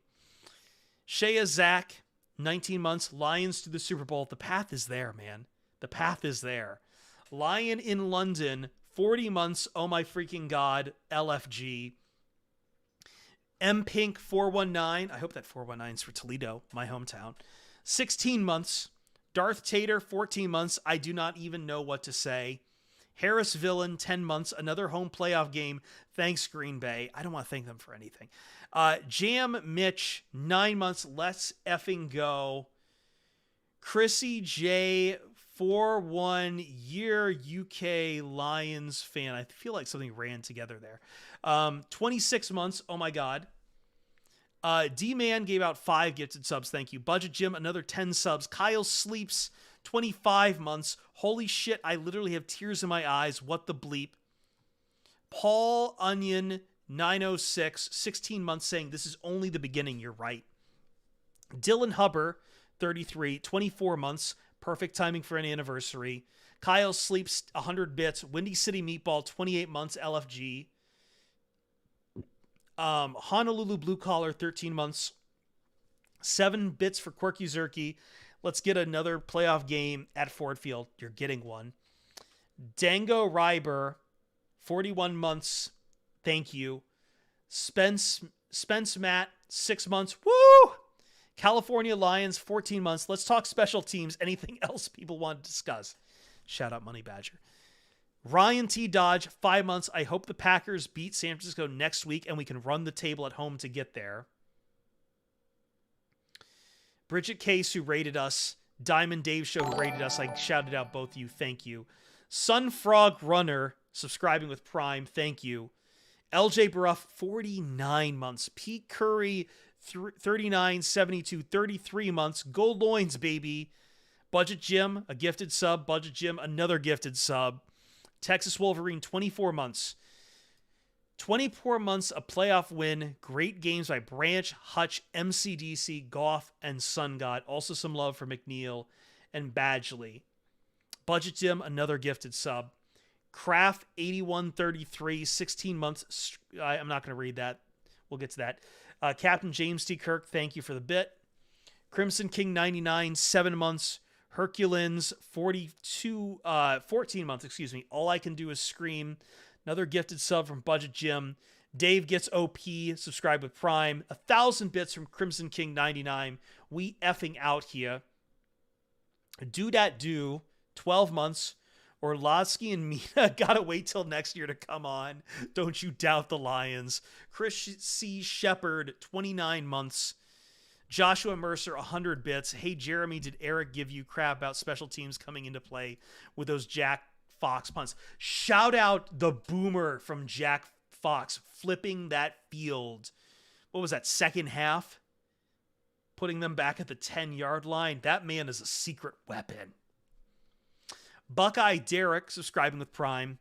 ZD Ray DT 21-2, 7 months. This is the type of S that makes me horny. Captain James T. Kirk, 100 bits. I love POD Direct. Great content. And I think I'm also caught up on our super chat. I am maybe caught up on our super chat. Actually, I missed a couple. Let me go back and try to get all of our super chat because some of you have given us quite a bit, and thank you. Let me go back here. What was from today? That was from 10 days, 4 days ago, 6 days, 3 days. I think I'm caught up on super chat. I did shout out the guy who gave us, I think, $2. Are we good? Are we good? Are we good? Are we good? Are we good? Are we good? I think we're groovy. I think we're groovy. If I missed anyone in super chat, I apologize. Just want to make sure. Bumpa BB was the one I shouted out earlier for the $2. Thank you. Now let's get some more sound. Let's go back to the as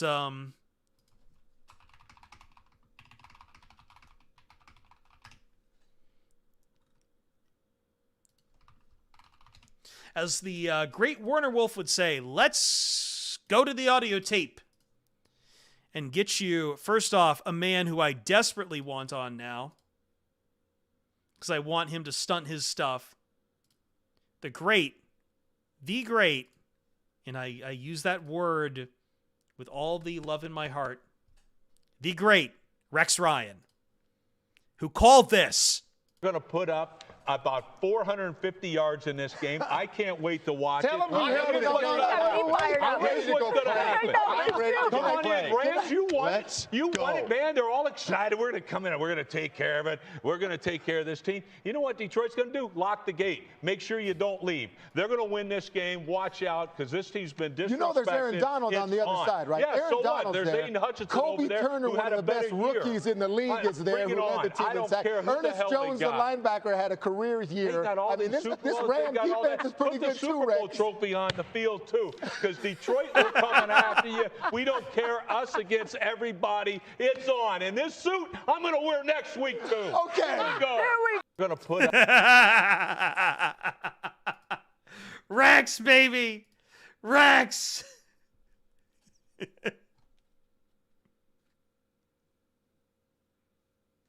You want me to dance, Gomez? I don't need to dance right now. I just need to keep drinking. Here's Aiden Hutchinson at the podium. Crowd, just word about how electric that atmosphere was out there. I mean, I think our ears are still ringing a little bit. What was it like to play in front of that? It was wild. It was wild. The fans came out. It's probably maybe one of the loudest stadiums I've been in, you know, and I mean, that first half and the end of the game, it was crazy, man. Detroit, they ate all this up. Oh yeah. First off, for Rex, you like what you see, buddy? I'm not going afoul of the. I'm not running afoul of the Twitch policy, right? I'm not running afoul of any Twitch policy with this. You like what you see, Rex?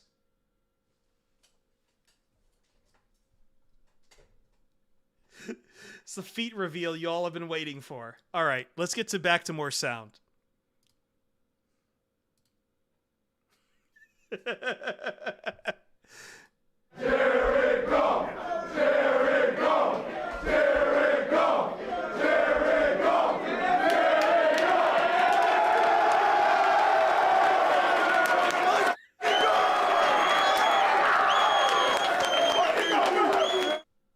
Oh my God! Sexy Goff. Let's watch that. Jared Goff! Jared Goff! Jared Goff! Jared Goff!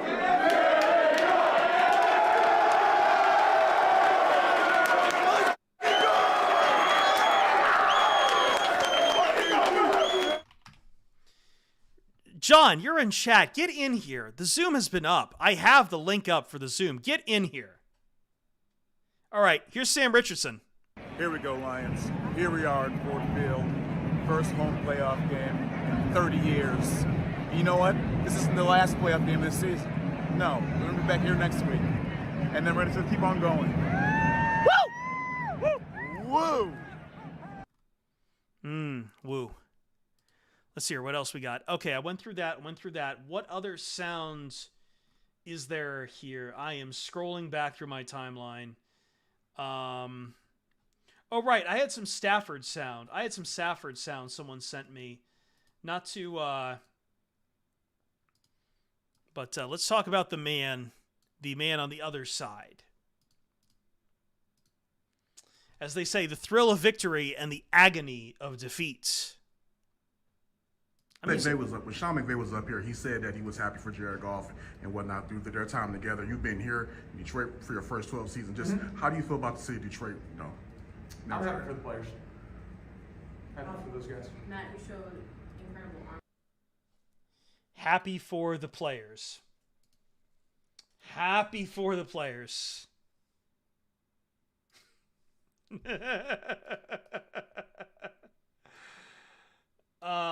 Let's see here. Let's go to the audio tape. I have actually been looking for this one, and I think I finally have it. Let's hear from Taylor Decker, longest tenured Detroit Lion.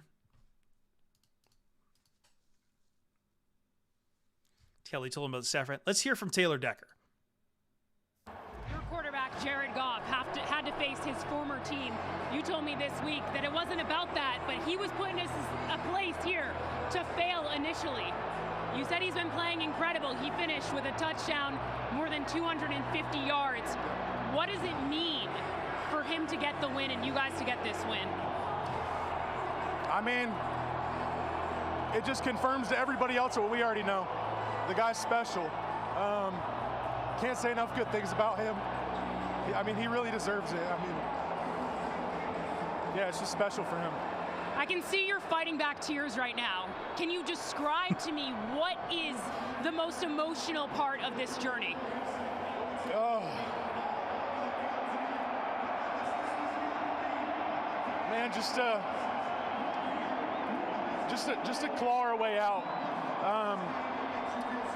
There were a lot of peaks and a lot more valleys on this journey, and man, sometimes those times can be hard, but it makes it all worth it. Having an opportunity like this in front of the best fans in the world, this place was rocking. I don't know if I can really put it into words right now. You guys aren't done. We now know you don't have to go back to Dallas. You'll get to host your second playoff game in 2 weeks. How does that sound? I mean, it's just going to be so. I mean, it's going to be so exciting. We just have another opportunity for our goals. Everything's right in front of us, and it's just up to us to go out there and give our best. Like, that's all we need. We just need everybody's best. We don't need superhuman. Like, it's going to be pretty special. And I know my wife's going to be happy I don't have to leave town. Enjoy this one. Thank you. Thank you.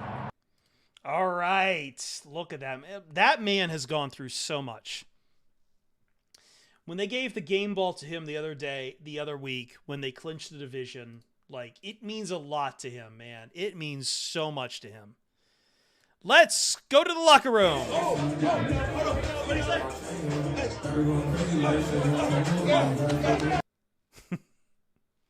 Play it again.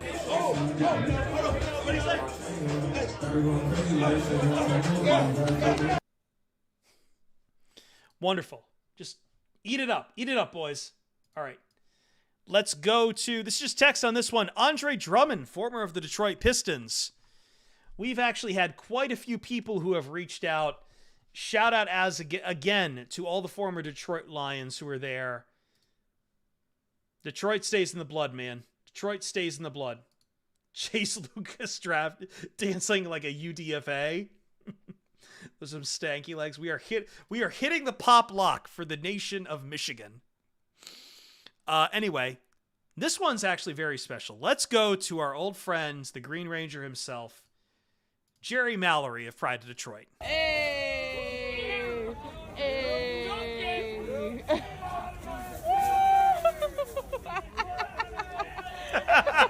Come on. God, Jerry, if you're watching, wish I was there, man. Hey! Hey! God, it looks cold in Greektown. Come on. God, it looks cold in Greektown. God, it looks cold. Oh boy. Yikes. Let's go to Alex Anzalone. If this thing will reload. One Pride, I know I look crazy right now, but I appreciate you, and we need to do this again next week. Let's go. That's all the audio I have for you for now. Oops, wrong one. Let's go to the post game so we can actually get some. It's always cold in Greektown. I could really use someone to airdrop me a good ass Euro from. They closed my favorite one of the Euro places. I think they reopened it as some other name, but it was like right next to the Golden Pegasus. It was, it was right next to the Pegasus, and it wasn't the Golden Fleece. It was the other one. They reopened it under some other name, and I can't remember it now. I would like something from the Pegasus here. Lions suffer in Northwest Ohio here. I hope that means Toledo, baby. I'm a Toledo boy. Toledo. I need a Euro, a Coney, some chili, cheese fries, and an effing Fago. That's right. I could really use some rock and rye right now. There is a good Euro place here in the Valley. I live in the San Fernando Valley. There's a great place called New York Chicken and Euros. Check it out if you are ever in the area. I can't help you on the Verners or the Fago, though. But they got some great stuff. Slaw Dog, thank you for subscribing. 5 months, Prime, thank you.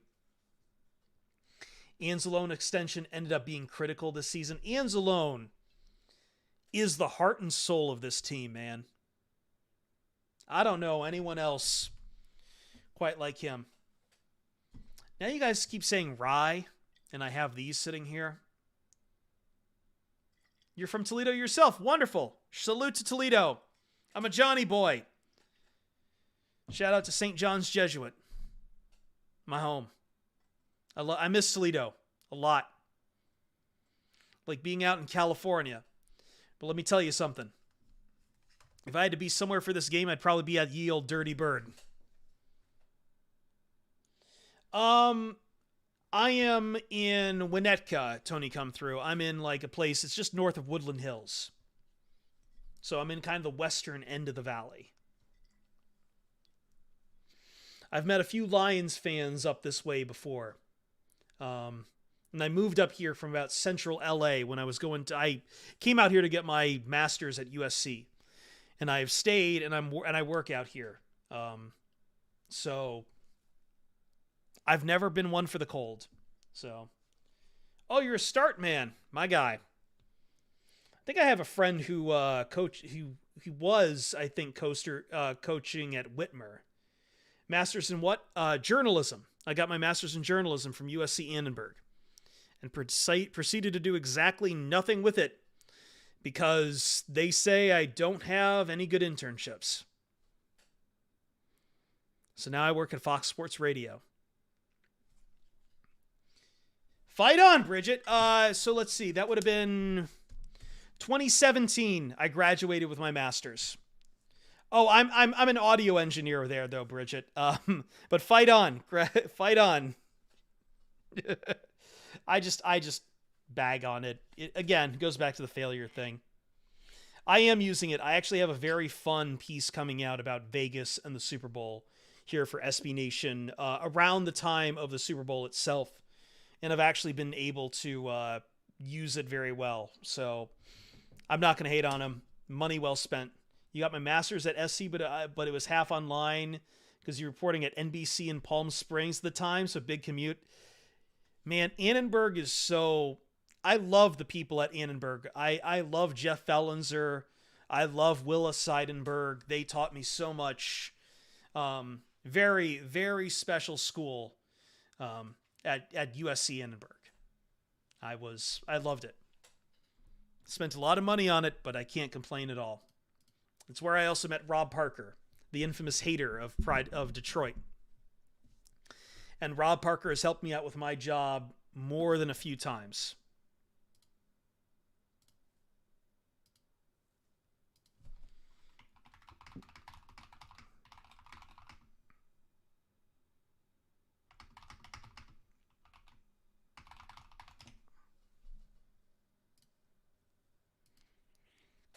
USC means a lot to me. Like, I got to stick pretty close to the campus. So yeah, digital's the future. You're right using it. Thank you, Bridget. This podcast actually helped me get into USC. I actually got to use quite a bit of my, like, they wanted me specifically because I was doing audio, and I loved it for it. I'd love to pick your brain sometime about SC though, Bridget. Because fight on. Let's see here. We've got plenty to talk about here. I'm going to catch up. Montpelier, and I saw Lima in the chat earlier too. I love my Ohio. I love my Ohio brothers. To all my Lions fans from the Michigan-Detroit area, all the bleep we've taken from the hometown team fans, this feels extra sweet for us. Been taking bleep from Lions fans, from Giants fans from 18 years.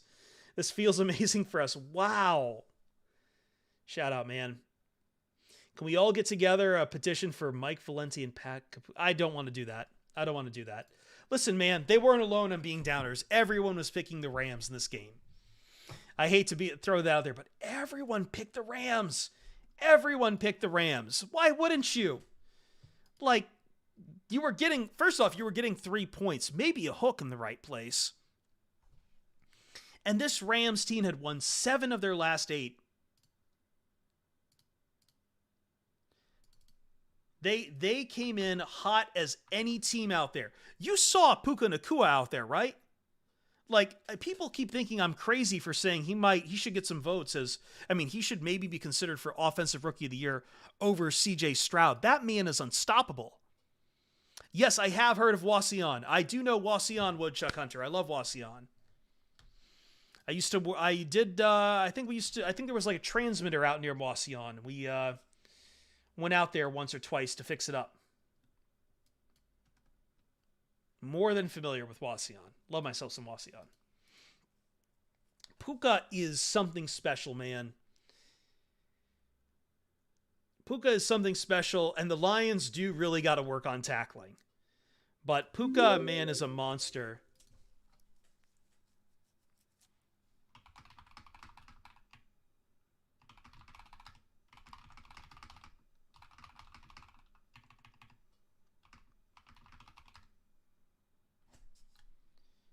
Hold on 1 second, sorry.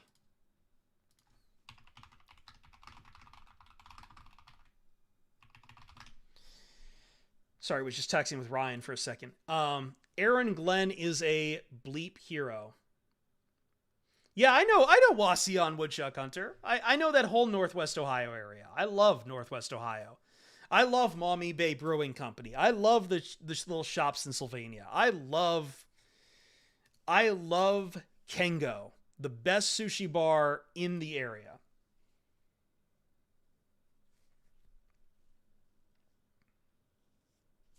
I love that whole area. I get homesick like nothing else. I love it out here. I like being warm out here. But Toledo, Northwest Ohio, it's where I grew up. I know those farmlands, like, great place. Shmevin, I want to talk about your comment. Aaron Glenn is a goddamn hero. I know that everyone really wants to bag on Aaron Glenn. And I feel like talking about man versus zone is the new, should we be running on 3-4 or 4-3?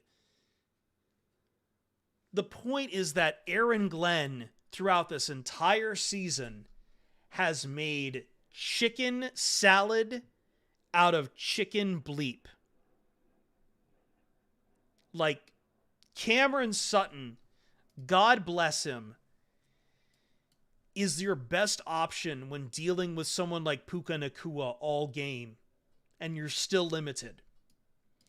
You're running out Kindle Vildor, who has played well for this team, but he was coming off practice squads.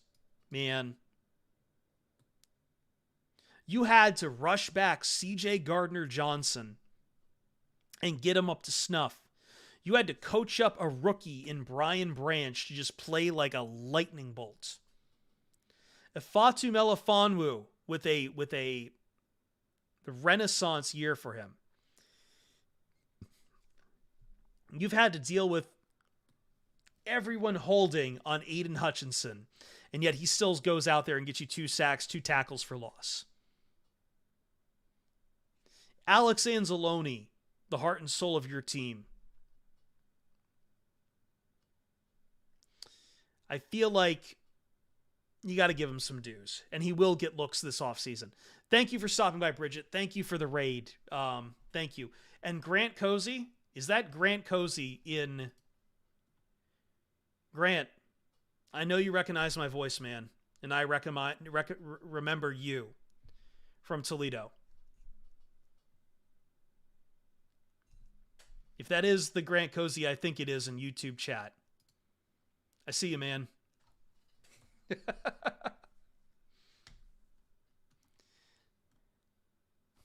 Oh, man.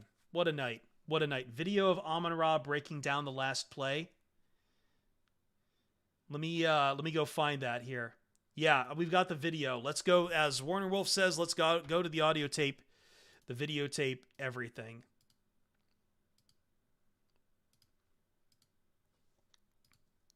Oh my God. And I need to make a mixed drink at some point. I need to get my Coca-Cola out of the fridge and just shove a bunch of whiskey into it. Let's see here. Here's Amon-Ra talking about it. Second round Saint. Shoot, it was just a play that we run all the time, nothing crazy. Before the play happened, I knew it was coming to me. I had to go win. And shoot, Jared threw a great ball, able to seal it at home. Shoot, on to the next one, baby. Second round Saint. Second round Saint.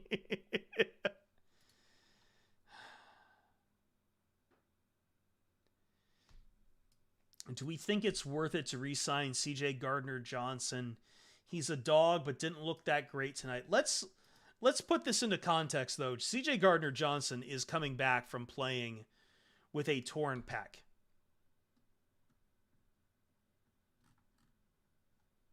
Like, CJ Gardner-Johnson came back this year to do this.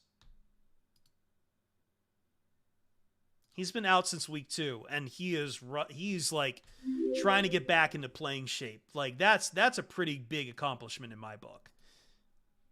I think CJ Gardner-Johnson, you keep looking at him as a man who is like, he is emotionally invested in this team. He rocked Kyron Williams tonight. He did. You just love his vibe? I do too. I do. I love his vibe too.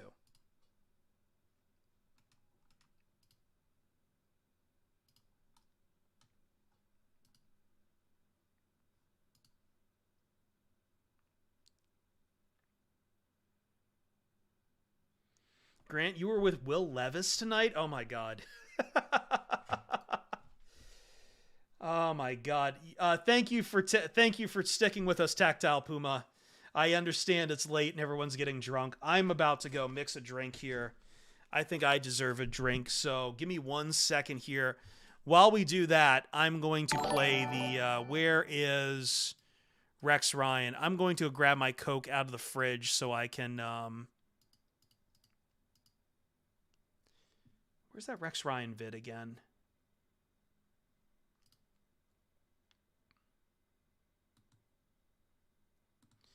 Let's put one thing here. Let's show you one video and show you the headline from the Detroit News. And while we do that, I am going to go and mix myself a drink. All right, here's what I wanted from Eric.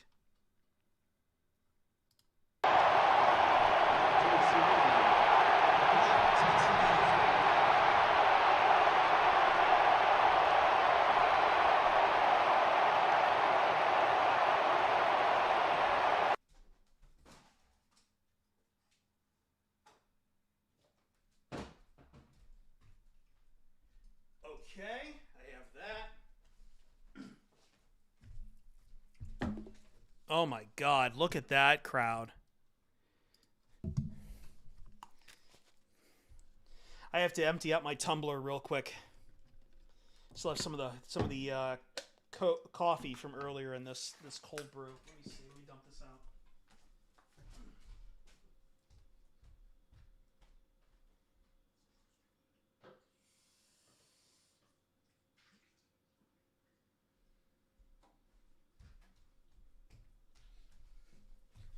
All right. 500 viewers, and we're almost at 1 a.m. on the East Coast. I love you guys. Love you guys. This was a surprise gift from my father. I didn't even know I was getting it. Actually, you know what? Bourbon would go a lot better than this. I do have bourbon.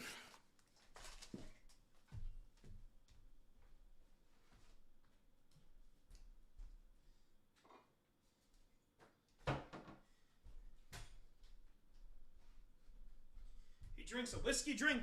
He drinks a cider drink. Times are the best times. I bet nobody had Lions wins a bingo game, wins a playoff game with defense on their bingo card. I certainly didn't. I think after the first half, everyone was predicting a Lions-Rams shootout. What they weren't expecting is that, tub thumping. I love tub thumping. You know what? That should be the Lions' motto all these years, man, right? I get knocked down, but I get up again.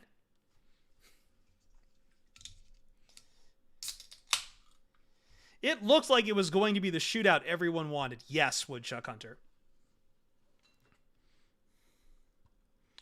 Oh, Rasputin's a great one. I love Rasputin. Bonnie M.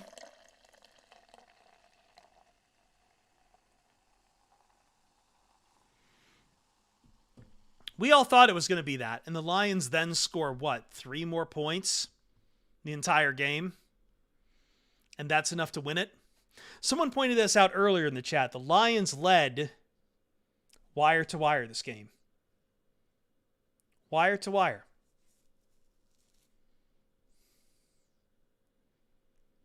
Your boy, my rock, who are we hoping for next week? Honestly, I think the Lions match up better against the Bucks. But man, wouldn't you hope that you get to exact... You just had your comeuppance game against Matt Stafford. Don't you want to now take it out on Matt Patricia? Don't you want to send that fucking clown packing?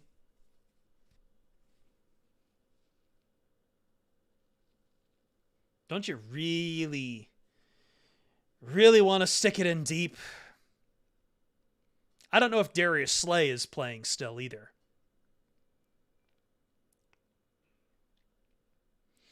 I agree, Matty P isn't worth the energy to think about.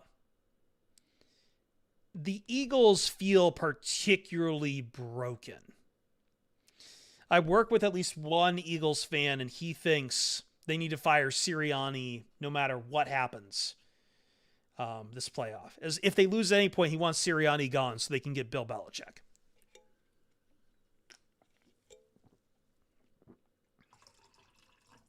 There's nothing about the Eagles that should scare anyone, especially being down A.J. Brown. That said, I think of the two, if you're asking me who is the better matchup for the Lions, it's probably the Buccaneers. You beat them on the road earlier in the year, and they are not the same team that was rocking and rolling to start the year when they started with a, what was it, 3-1 before they faced the Lions. Like, they got into the playoffs by a 9-0 victory over the Carolina Panthers. A 9-0 victory. Baker Mayfield's QBR for the season is about 55.8. Now, Mike Evans might gas you up a little bit, but I feel like that's a team you can pick apart. But I'm not sweating either one of those. I'm not going to feel good about them because I don't feel good about anything in the playoffs right now because the playoffs are anxiety riddled through and through. But I'm certainly not going to worry about them. I mean, on paper, you just ultimately look at this team, the team that you just beat, and think, yeah, the Rams are better than both the Bucks and the Eagles.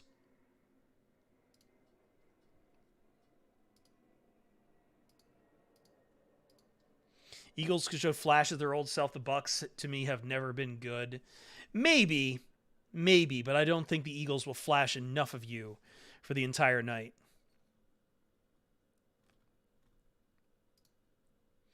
We do have a response from Mina Kimes about the top 10 anime betrayals. I'm not trying to put too much on Mina Kimes. She has to go and make her pick. But let's go here. Thank you for at least admitting it, Mina. Love you.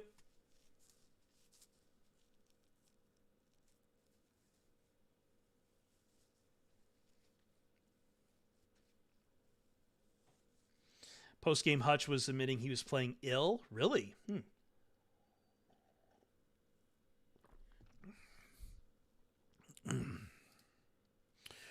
Nope. I want the postgame. Rebuilding since 1957. Why is the pass D only decent inside the 10?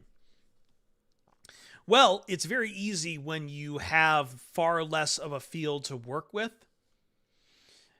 Teams can't stretch the field against you. There's a lot less area to cover. Your linebackers can help in coverage. It's why it's why we talk about red zone defense and we talk about red zone offense, because you're playing a very, very different game of football when you're in the red zone. Like, you don't have as much room to operate, to draw out corners. Safeties are more involved on the play. Like, it's a completely different game. Which is why I think, like, we haven't given enough credit to how well red zone defense has been for the Lions when they do have less room to worry about. I'm not saying it's easier in the red zone. It's just you're playing a completely different game when you're playing in the red zone.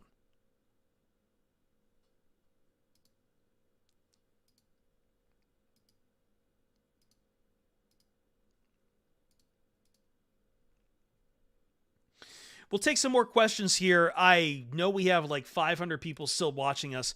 Good news for me, I'm on the West Coast. I'm on Pacific time zone. So this is nothing to me. This is nothing. I could keep going. I could keep going all night long.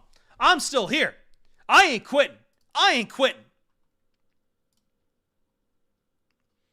I'm here for you. We'll take your questions. I just want to share real quick since the post-game pod is up.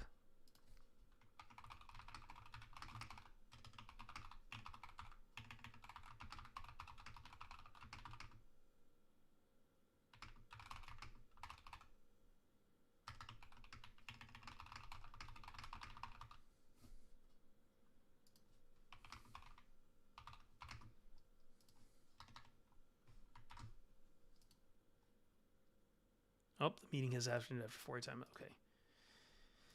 Let me see here. Sorry, I'm just sending something out real quick.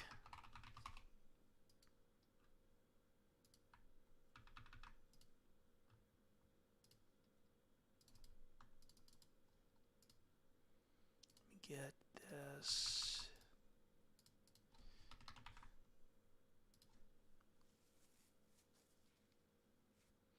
There we go. Okay. How about that Bagley 54-yard field goal clutch? Money Badger don't care. Money Badger. Man, Mar, I almost wanted to see if the it's a little disappointing that the Rams got backed up on that penalty. I would have liked to see Mar try a field goal because, man, some of those were shanking a bit.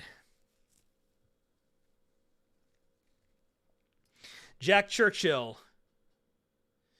what can we do to ensure they keep disrespecting Amon-Ra St. Brown and not picking him for the Pro Bowl? Let's keep that chip growing on his shoulder. I am convinced at this point the blue hair is just magic. The blue hair is just magic. He's going to keep going.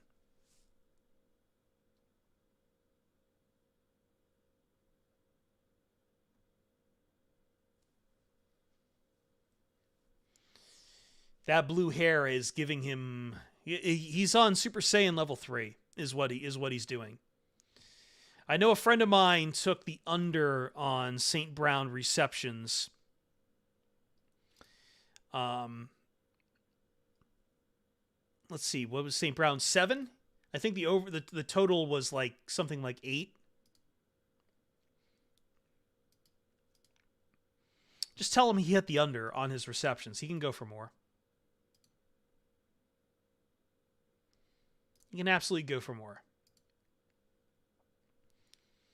7 for 110. Man, what a beast.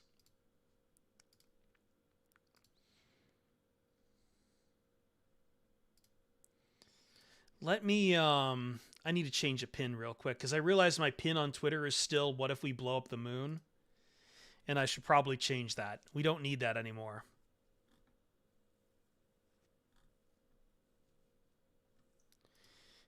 Let me pin something else. There we go. The moon gave us the win today. I do think it was our old friend Mike Payton who did point out that there was the waxing phase was the same as last time the Lions won a game. Puka versus Sun God in a cage match this offseason. Oh, that's good.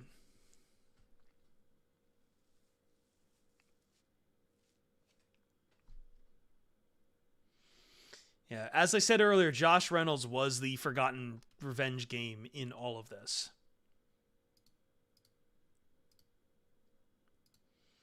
Viper of Death certainly made his presence known in the first half. I'm going to see what other videos we have here. Let's see. I think Lions just posted a new one. And I'm always up for more videos. Dan Gamble, you have to accept we are aggressive and love it. We are probably going to, on the PODcast, talk a lot about his gamble, which was probably can you call that aggressive? Let me ask chat. The penalty he accepted at 3rd and 4 on the holding to make it 3rd and 14 rather than 4th and 4 with a chance for a field goal. He took the 10-yard penalty. It put them out. It put the Rams out of field goal range. It moved them back from the Detroit 34 to the Detroit 44. But it also gave them a shot to make a play to Puka Nacua or someone else. And I guess what I'm trying to work out in my head was that aggressive? I guess in a sense, I want to say it's aggressive. Because you've decided to say, we're not even going to let you get any kind of points. And we think we can beat you on the next play.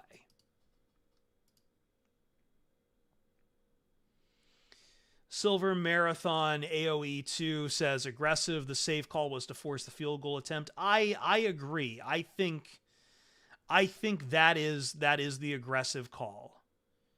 Infinity against the other team, maybe not aggressive. Against the Rams offense tonight, super aggressive.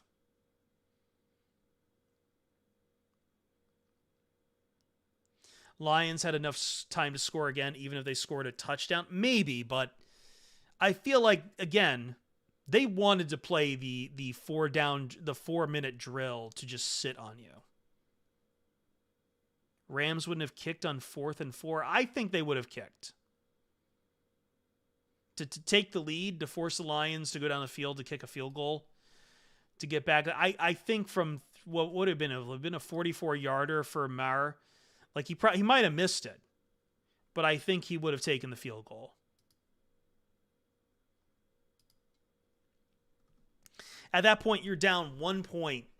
You give yourself a 2-point lead. You're forcing the Lions to march down the field to get a field goal. I think at that point they would have kicked the field goal. McVay had all the disrespect for Goff. He wouldn't think Goff could have drove down the field. Maybe.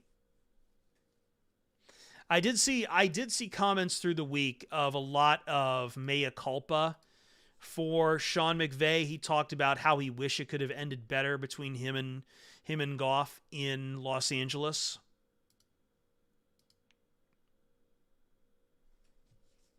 McVay would have taken less time out to think about it.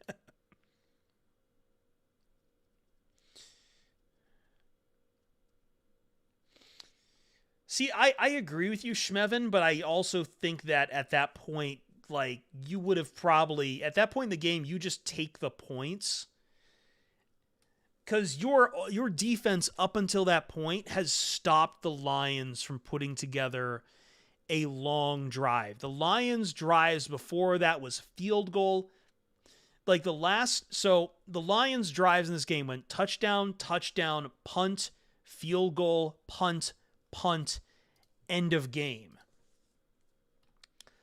Like, you had, before the second half, you had stopped the Lions' offense from marching down the field. I feel like at that point, and I hate the words because I never think you should, but at that point, if you're Sean McVay, you're thinking, my defense has the Lions locked down. I take the points, and I just trust that those defensive tackles just get Goff to make a mistake, or like sack Goff, do something.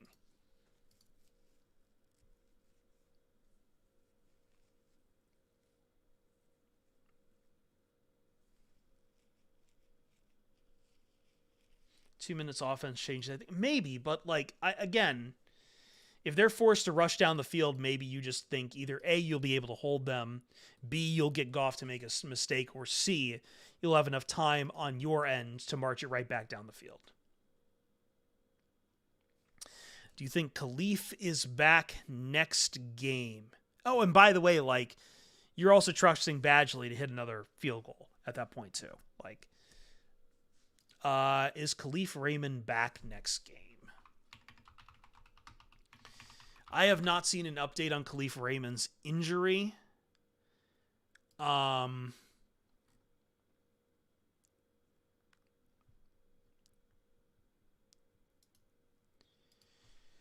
think he might be back for this next game. They still have Donovan Peoples-Jones, which could probably line up with their game time wide receivers instead. Not that Peoples-Jones was part of the receiving in this game. For what it's worth, you're making good points. I just like these discussions. I appreciate that. I know sometimes, don't mind me if I get aggressive sometimes. That's the Italian in me coming in. We aggressively argue. But I appreciate the conversation. I really do. I think it's fascinating. Like, you could have gone either way with it. I completely agree. Like, I wouldn't have faulted McVay if he decided to go for it. I also wouldn't have faulted McVay if he decided to take the points. I think if it was me in that situation, I would have taken the points, though. Someone's saying ESPN has Dan Miller's call. Let's see what we can get here. I also have some sound from Ford Field. Yeah, it runs in certain families. What can we say? We just like to argue. It's fun to argue. Let's go to, first off, We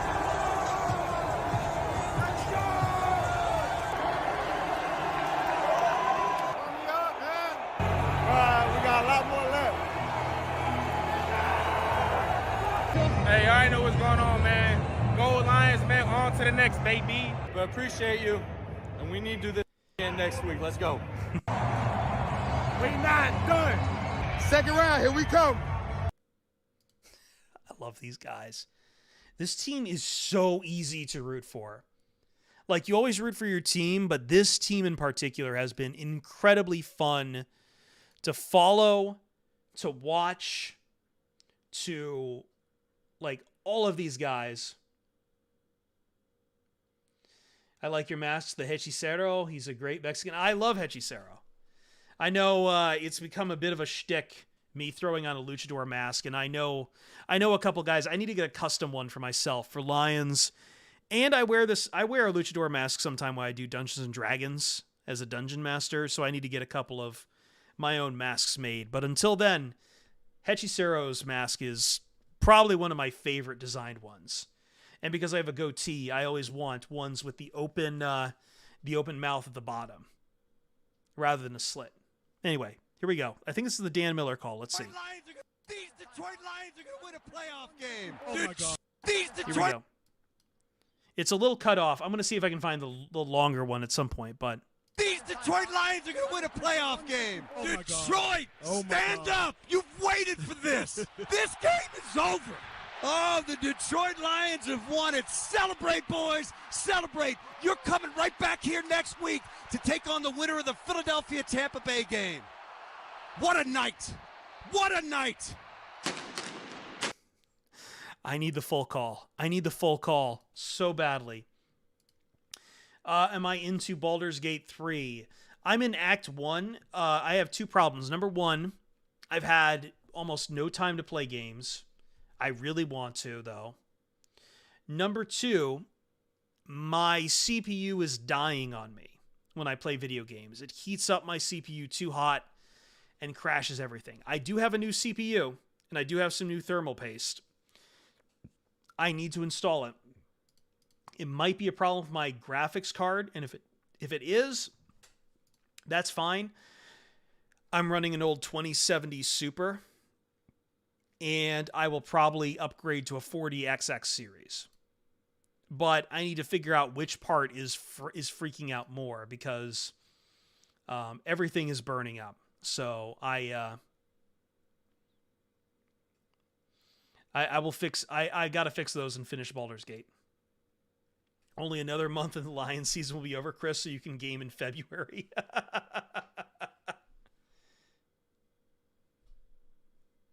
Upgrade that Commodore 64. No, so 2070 Super is fine for Baldur's Gate 3, but again, it's more the problems with my graphics card. The thermal paste is completely worn down at this point. It's an older Ryzen 5. I need to replace the CPU. But to do that, I need to take apart my computer. I also need to flash the BIOS and update it. It's more that I think there's a fault in the 2070 Super that is causing it to to freak out. It can run the stuff. It's just more that it's kind of showing its age and freaking out a bit. 3080 or 3090 would be better. If you go 40 series, go 4090. I don't have the money to go 4090. I would go 4070 Ti. Let me explain. I would go 4070 Ti. Ti Super might be the way to go too.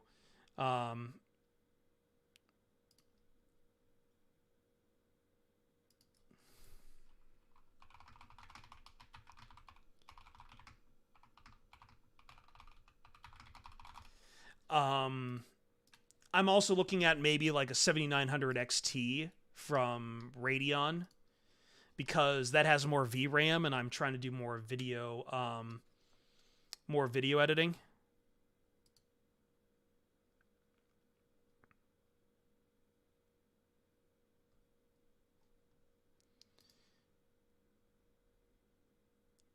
Yeah, so sometimes we get off track. It's sorry. Let me. Someone's telling me that they have the. I am trying to get the radio call, so I'm like stalling a little bit here. Get off track. It's fine. This is what POD does. Okay, hold on. I think I found the. I'm gonna try to get a full link here for the Dan Miller call. Someone apparently on a forum has it. So I'm trying to see if I can pull it up. Chris, thanks to everything you do. Good night, everyone. Go Lions. I've barely begun this Coke and whiskey. Dallas game is just a memory now. Good to forget that. We deserve respect and still haven't gotten it yet. I think he got it, man. I hate to say it, but I think he got it.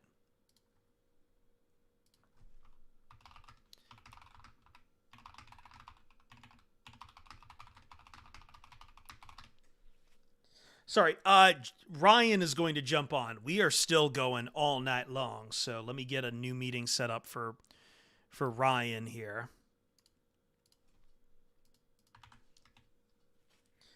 Ryan will join us shortly to celebrate the rock god himself.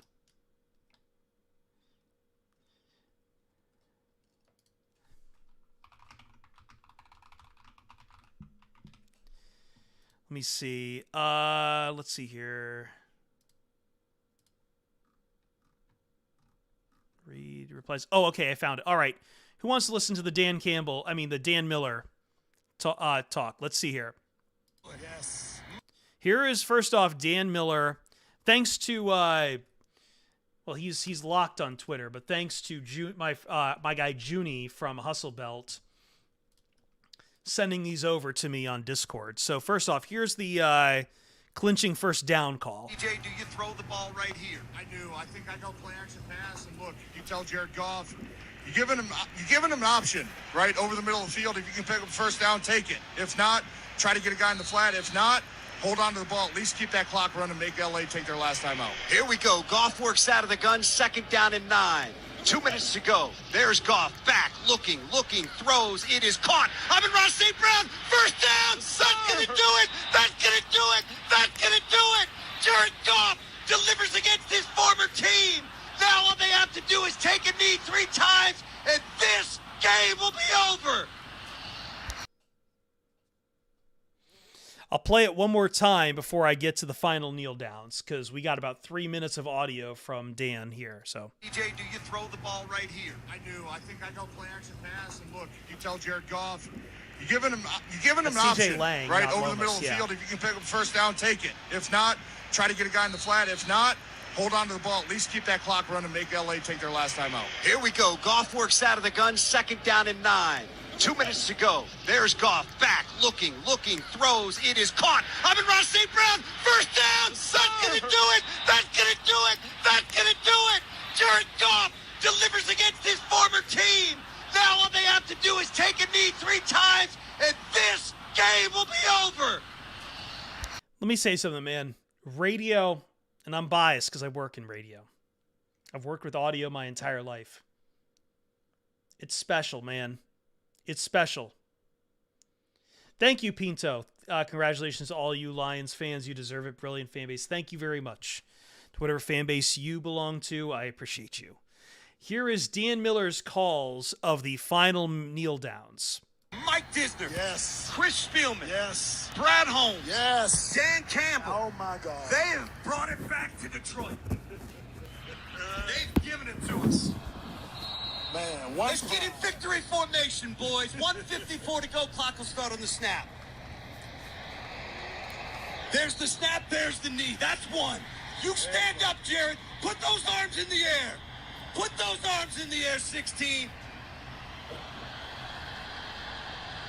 Jared Goff, 22 out of 27, 277 yards, a touchdown. Quarterback rating 121.8. That's a winning effort. Clock moving down to 129. The Lions will milk it. And just think, we've been carrying this round for 30-some years. We're about to get that proverbial monkey off our back. Jared will wait to move in behind center until that clock goes all the way down. Play clock at 1, takes the snap, takes the knee. One more time. One more time, Jared. One more time. Oh, Ford Field, you are beautiful. 65,000 strong standing. Best fans in the world. Yes, sir. They have waited for this. They have endured so many gut punches. And here they are tonight. One final time, Jared. One final time. Moves in behind center. Takes the snap. Takes the knee. This game is over. Oh, the Detroit Lions have won it. Celebrate, boys. Celebrate. You're coming right back here next week to take on the winner of the Philadelphia-Tampa Bay game. What a night. What a night.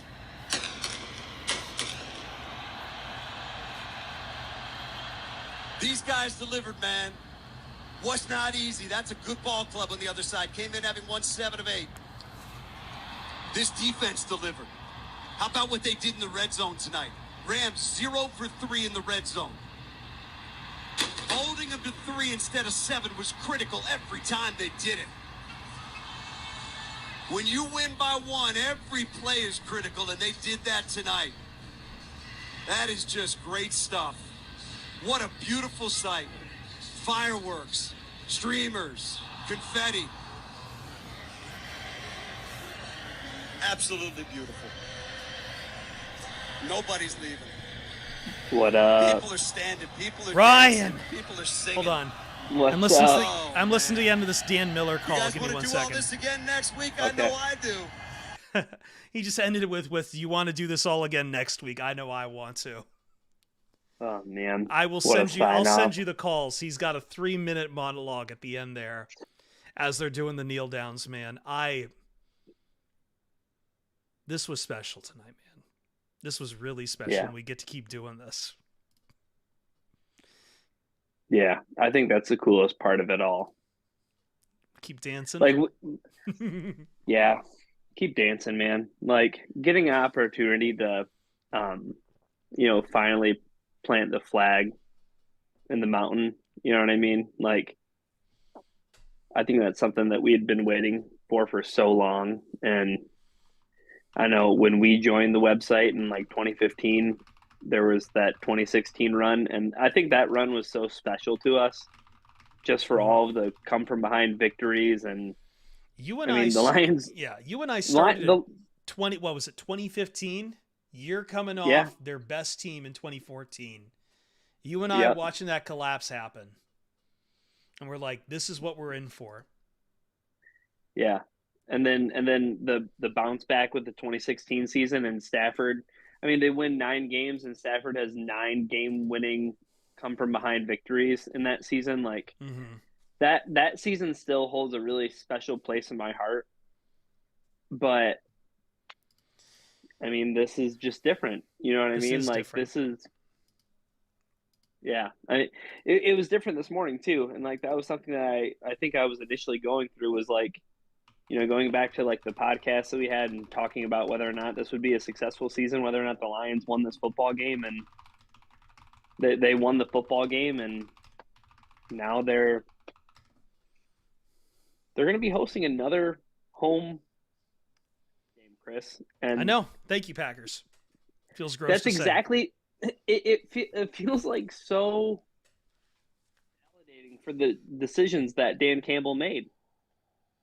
You know, even being in Dallas and going for that win, and even Sam Laporta getting injured, and Brian Branch getting injured, and the starters playing the majority of that game in Week 18. Like, it just feels like everything has been validated to the path that Dan Campbell has been guiding this team on. Even to the very end, where you had the option between, hey, do you want it 4th and 4 to go on the 34, or do you want it 3rd and 14 on the 44 and dare them to throw the ball on you? Yeah, Dan Campbell said, "Yeah, we'll take that bet. We will trust our defense in the final go of it." The ball's on this man. People still are like, some of the guys I work with are still mad at him for the goal. The 4th and goal, Chris. Yeah, like this. I don't want to call him a gambler. He just seems to understand where to put his aggression. This is a man who's like come up with this team from 2008. It's just, it feels so good, man. Like they'll never be able to use that line on us, Ryan. They'll never be able to use the "you haven't won a playoff game in 32 years" line ever again. I know it's his birthday weekend. He is doing a massive bash in Vegas, but I need you to know that on my phone right now is a text draft waiting to go to rib into Rob Parker. Gotta let him know. Who met me and Jeremy at the Chargers game and said, if the Lions don't win a playoff game in the division, the season's a failure. Well, what is it now, Rob? What's it now? What excuse is left? What is left? What is left except for maybe a Super Bowl? And that's might be a real. I don't want to go that far, man, but like with the Cowboys down, like the only thing that I think is so wild is that there's a possibility of a Lions-Packers NFC Championship game.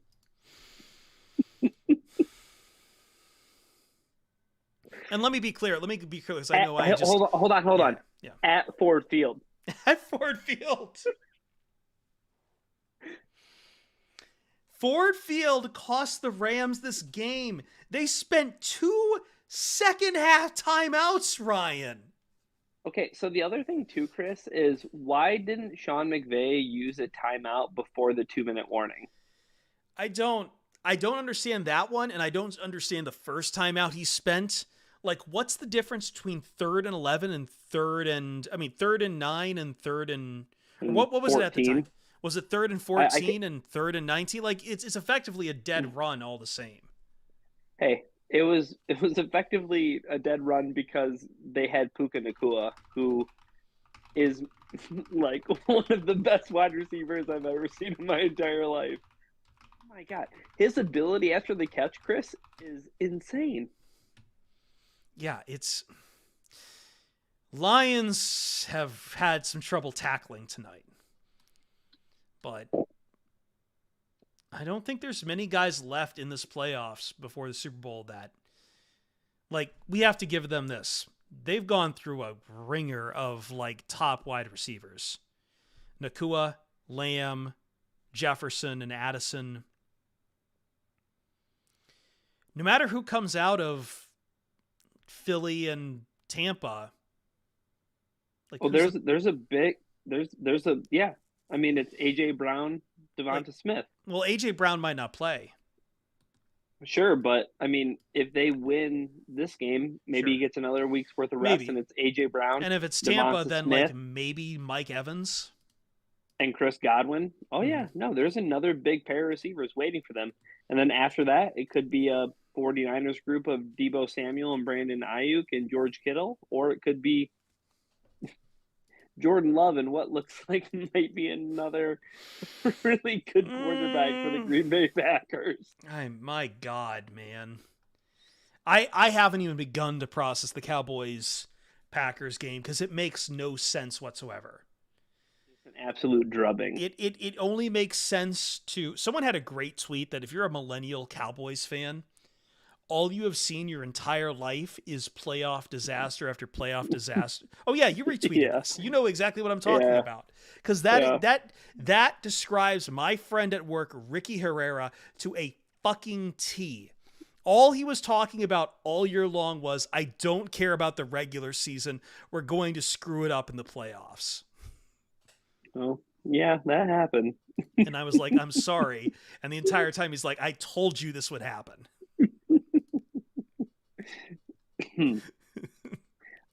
Chris. Yeah. Bill Belichick is going to be the next head coach of the Dallas Cowboys. My Eagles friend is hoping. Are we all prepared for that?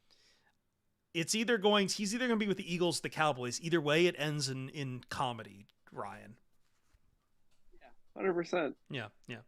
But it doesn't really matter to us because we've got the better coach. Like, I can't believe that this is it. Like, have you heard Rex Ryan earlier today, right? What's that?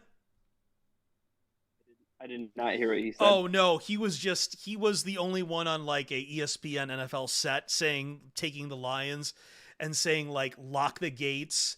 They're going to beat the Rams and they're going to come out of this feeling so much disrespect. Everyone picking the Rams that they're just watch out. Oh yeah. Yeah. Yeah. It's a warpath. It really, someone was asking me earlier, how does St. Brown keep getting the disrespect fueling him through the playoffs? I think you just show him everyone picking Rams. Everyone was on the Rams, man. Sharps I knew were on the Rams +3.5. They wouldn't touch Rams +3, but hey, guess what? They made their money if they did that. Everyone at these studios were picking the Rams because we heard it up and down, man. This was the team nobody wanted to play. The team we got into it a little bit, and maybe we overestimated some of those teams, but also this was just a hard-fought game from both teams, and the Lions made a few more plays than the Rams to win this. Yeah, and you know what's craziest about this, Chris, is that the first half, the Lions offense won that half. Yeah. Like they scored more points than the Rams. Blood and wire then to in wire. The second half, in the second half, the Lions defense, when it mattered, was better than the Rams offense. 17 carries for 68 yards. Everybody told me before this game that the Rams running offense was really good and the Lions hadn't faced something like this before. 17 carries for 68 yards is a pedestrian 4.0 yards per carry. Now, granted, Kyron Williams did get hurt, had to leave the game, but that happens with running backs, you know? Yeah. Yeah. That's what happens. And I think the other thing, too, that was so understated, Chris, and it's funny because the under in this game ended up hitting, even though after the first half you would have been like, oh, man, the over is going to smash. The thing that was really interesting to me was that the Lions on offense were so underestimated coming into this game. Every betting thing that's thrown to me through the algorithm was, oh, the Rams offense has been so good since week 11 and they're the best offense and blah, blah, blah. And we just were dismissing that the Lions had one of the best offenses through and through throughout the course of the season, had one hiccup through the month of November, but have since come out on the other side of it very good. And when the Lions needed to win this football game and put it away, how did they do it, Chris? Sun God. Praise the sun. Praise the sun. Hey, run, hand off to David Montgomery, throw the ball to Amon-Ra St. Brown. Bread and butter. Big Monty runs. Big Monty runs is how they won this game. Dude, and Gibbs. So many plays from Gibbs. Yeah, I don't think the East-West stuff was working as much from Gibbs. It felt like the Rams dialed in on that stuff. The tosses did not feel great, but the times when they threw the ball to Gibbs, and he got to run after the catch. 43 one or two or three guys miss. Yeah, 43 yards and 4 receptions. So we finally get to see a little bit more of Gibbs as that mixed weapon we always talked about, right? Like, he wasn't effective on the ground, but they could still do, they still made him effective. He's averaging like 10.8 yards per reception. And that feels like something that was born out of the lightened workload from Laporta, right? Mm-hmm. Yeah. So, I mean, Laporta's going to get some less work, but what did Laporta do, Chris? Touchdown. Oh, caught a touchdown pass on 4th down. Everyone, not a big deal. All the national guys. Not a big deal. I had a big fight with one of the national guys I worked with about the question. I wrote the article about the Lions were right to play their starters against Minnesota. He disagreed with me so vehemently, and to see that Laporta was indeed active for this game, I had a little bit of a smile. Vindicated. Trust Dan Campbell. Yeah. Trust Dan Campbell. Yeah. Yeah. And just another week, and like, hopefully Khalif can get healthy. And didn't seem like anybody outside of Anzalone, who hopefully, he's an injury that can be ready by next week. But outside of that, I don't think the Lions really suffered any tough injuries, and they have another week to get healthier. Let me ask you this, because I want to get away from the game itself. We're going to have plenty of time, and we'll try to do a podcast middle of the week. Maybe we might not have Jeremy, but I want to do a podcast probably tomorrow if we can. I talked my entire post-game podcast about what this game meant for me personally, and for you, and for Wally. Like, man, this has been a long time coming. It's hard. We have to skirt this line between, being a fan and being an analyst and someone who covers this. And sometimes combining both doesn't get the same respect. But, like, I want to ask you, as the fan and as the son of a fan, like, what is this today to, at least, it's not the end goal, but it's knocking a demon dead. It's knocking anyone who could try to reach for the easy card and saying, you haven't won in 32 years, and just taking that card away from them. 3 weeks after you took away the other card that says they haven't won the division in 30 years. Yeah. Like, what is that? What is that? I think initially the feeling is the one that I had earlier in the morning, where it was, if the Lions can beat the Rams, that helps heal some wounds that are 30 plus years deep.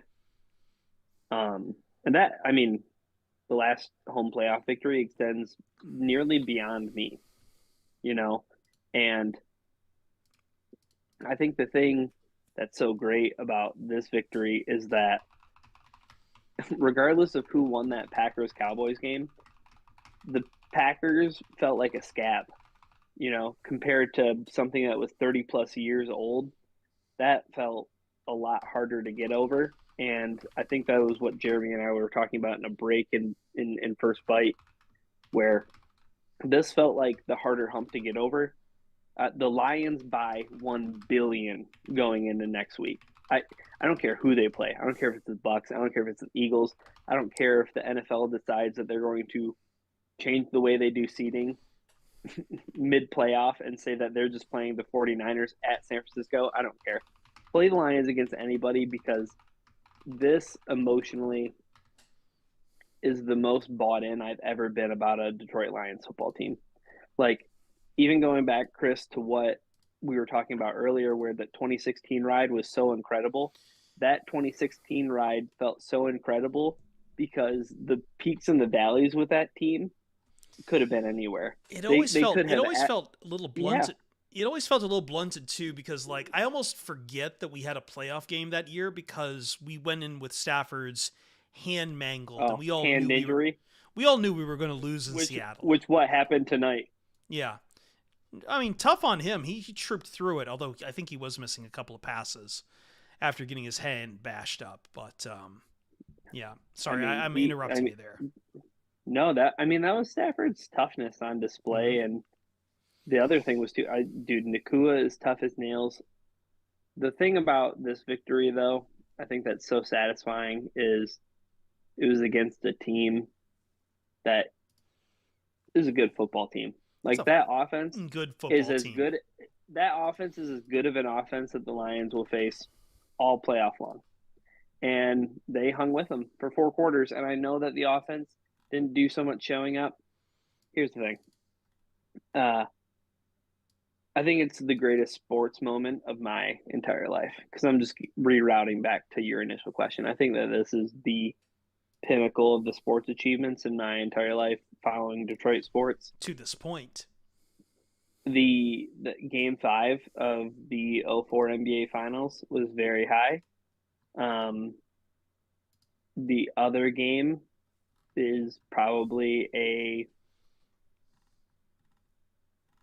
Detroit Pistons loss against LeBron James. So like, it's such a short list of like incredible things I've seen in Detroit sports history, and I'm pretty sure that this is number 1. Yep, it for me who is football. That's it, Chris. Like it's the greatest moment in Detroit sports history. Yeah, it is one playoff victory, but I think the thing that needs to be underscored is this isn't like this feels like the meme waiting of like, oh, like winning a playoff game is Detroit's Super Bowl. No, the Lions and their fans are so excited for what's about to come, and not even just this playoff, but in the next years to come with this football team. That no, this isn't our Super Bowl, but this was a crowning achievement and a very momentous occasion for this franchise. It feels really like getting over a hump. And like I think we all realize the Lions are probably going to have some hiccups next year. They're going to get raided of at least one, maybe both of their coordinators. I still am not sure what's going to happen with Aaron Glenn. I know for certain Ben Johnson's going to get raided. There's going to be growing pains with that, but sure. But you know what? Dan Campbell, man. Heart and soul of that team. Like, I really do feel like between him, D'Amico Ryans, and a little bit of Vrabel, like, you've got a model of what a new breed of coaches should be. And that's going to pay off dividends for years to come for Detroit. To have a guy who is that kind of a... Man, we were talking about him at the start. I just keep going back to the start. He's talking about kneecaps, and I know we're all tired of hearing that word. And we're all wanting to run through a brick wall for him. And a bunch of other people are like, oh, this is just so cheesy, so corny. I don't think it's that corny now, do we? It's not so funny now. No more, you want someone... Playoff wins are pretty real. But don't we want someone more serious, Ryan? We just want someone who's serious about the job and wants what's best for the Detroit Lions. Serious about the job or serious about winning are two different things, right, Chris? Absolutely. It's a man who's got tons and tons of heart. And I can't wait to see what comes next because I am burned out. I feel like I have burned out so much energy. I was ready to dissociate here in the middle of like before the game. I was so stressed, and this was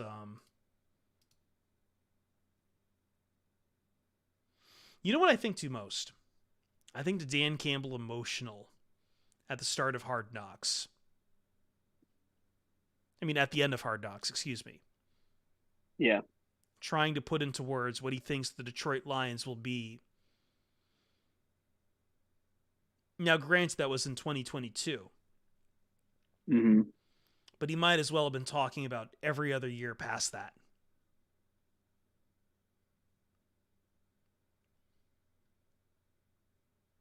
Like, I don't know what else to say, man.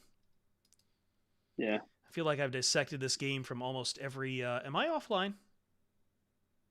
Oh, Twitch is being naughty, apparently. Oh. All right. Well, I'll dip out. We're back. We're back. Okay. But it is getting late, so it's getting to like 2 o'clock. We're going to reconvene. Yeah, we're gonna reconvene at another time, but yeah, I need to get up early in the morning too, so we will probably shut this down here pretty soon. Ryan, thank you for stopping by, man. Means a lot to me. Hey, yep, can't wait to Always. see you guys. Live, laugh, loins, buddy. All right, with that, we are going to. Oh, right, I need to switch the layout. Yeah, I think we did lose our Twitch side for a while. Let me stop the video here and the call. Let me just say goodbye real quick, and we'll get out of here. Yeah, Twitch got naughty for a second. My bad. I am going to go and try to take care of a couple things. I promised Jeremy I would write something out. And I'm going to. I tend to have a bad habit of over-promising, but one more time before we go, here's Dan Miller.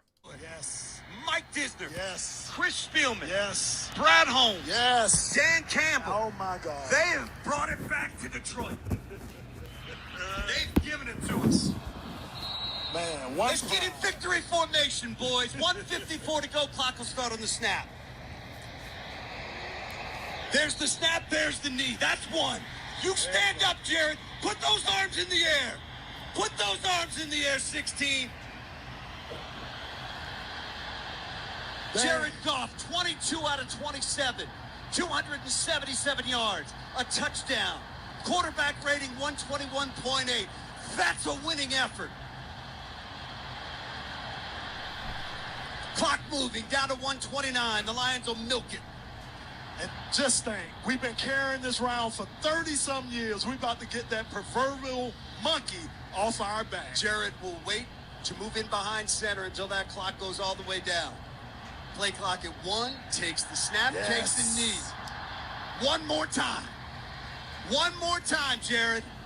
Oh, Ford Field, you are beautiful. 65,000 strong standing.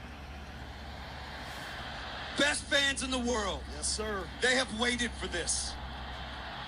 They have endured so many gut punches. And here they are tonight. One final time, Jared. One final time. Moves in behind center. Takes the snap. Takes the knee. This game is over.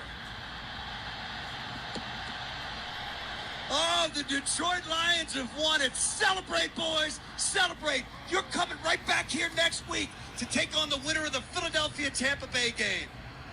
What a night. What a night.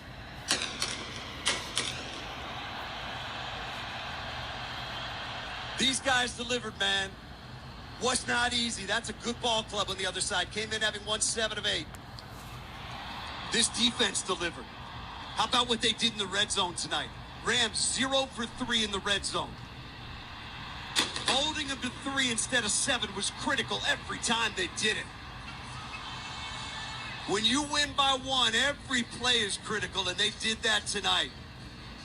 That is just great stuff. What a beautiful sight. Fireworks, streamers, confetti. Absolutely beautiful. Nobody's leaving. People are standing, people are dancing, people are singing. Oh, man. You guys want to do all this again next week? I know I do. Absolutely beautiful. One pride. Your final score, Super Wild Card Weekend. Lions 24, Rams 23. Ball game over. We will see you next week right back here at Ford Field. This is your home for Detroit Lions football. And we'll see you very soon on Pride of Detroit. Check out all our writing. Subscribe to the podcast on Spotify or Apple Podcasts or wherever you get podcasts. Watch us on Twitch, YouTube. Thank you to the YouTube audience. You've been great tonight. I've been trying to check in with you guys, but you guys have your own conversations going there, so I try to respect that. You guys really have been awesome. We're almost live for 3 hours now. And I'd do another 3 hours if I didn't have to get up in the morning and go to work. I'd let you watch me write. Whiskey's hitting me now. I'm going to log off. It is almost 2 a.m. on the East Coast. I am glad I got to celebrate it with you guys here. It's been unbelievable. And as Dan Miller said, we're going to get to do it all again here really soon.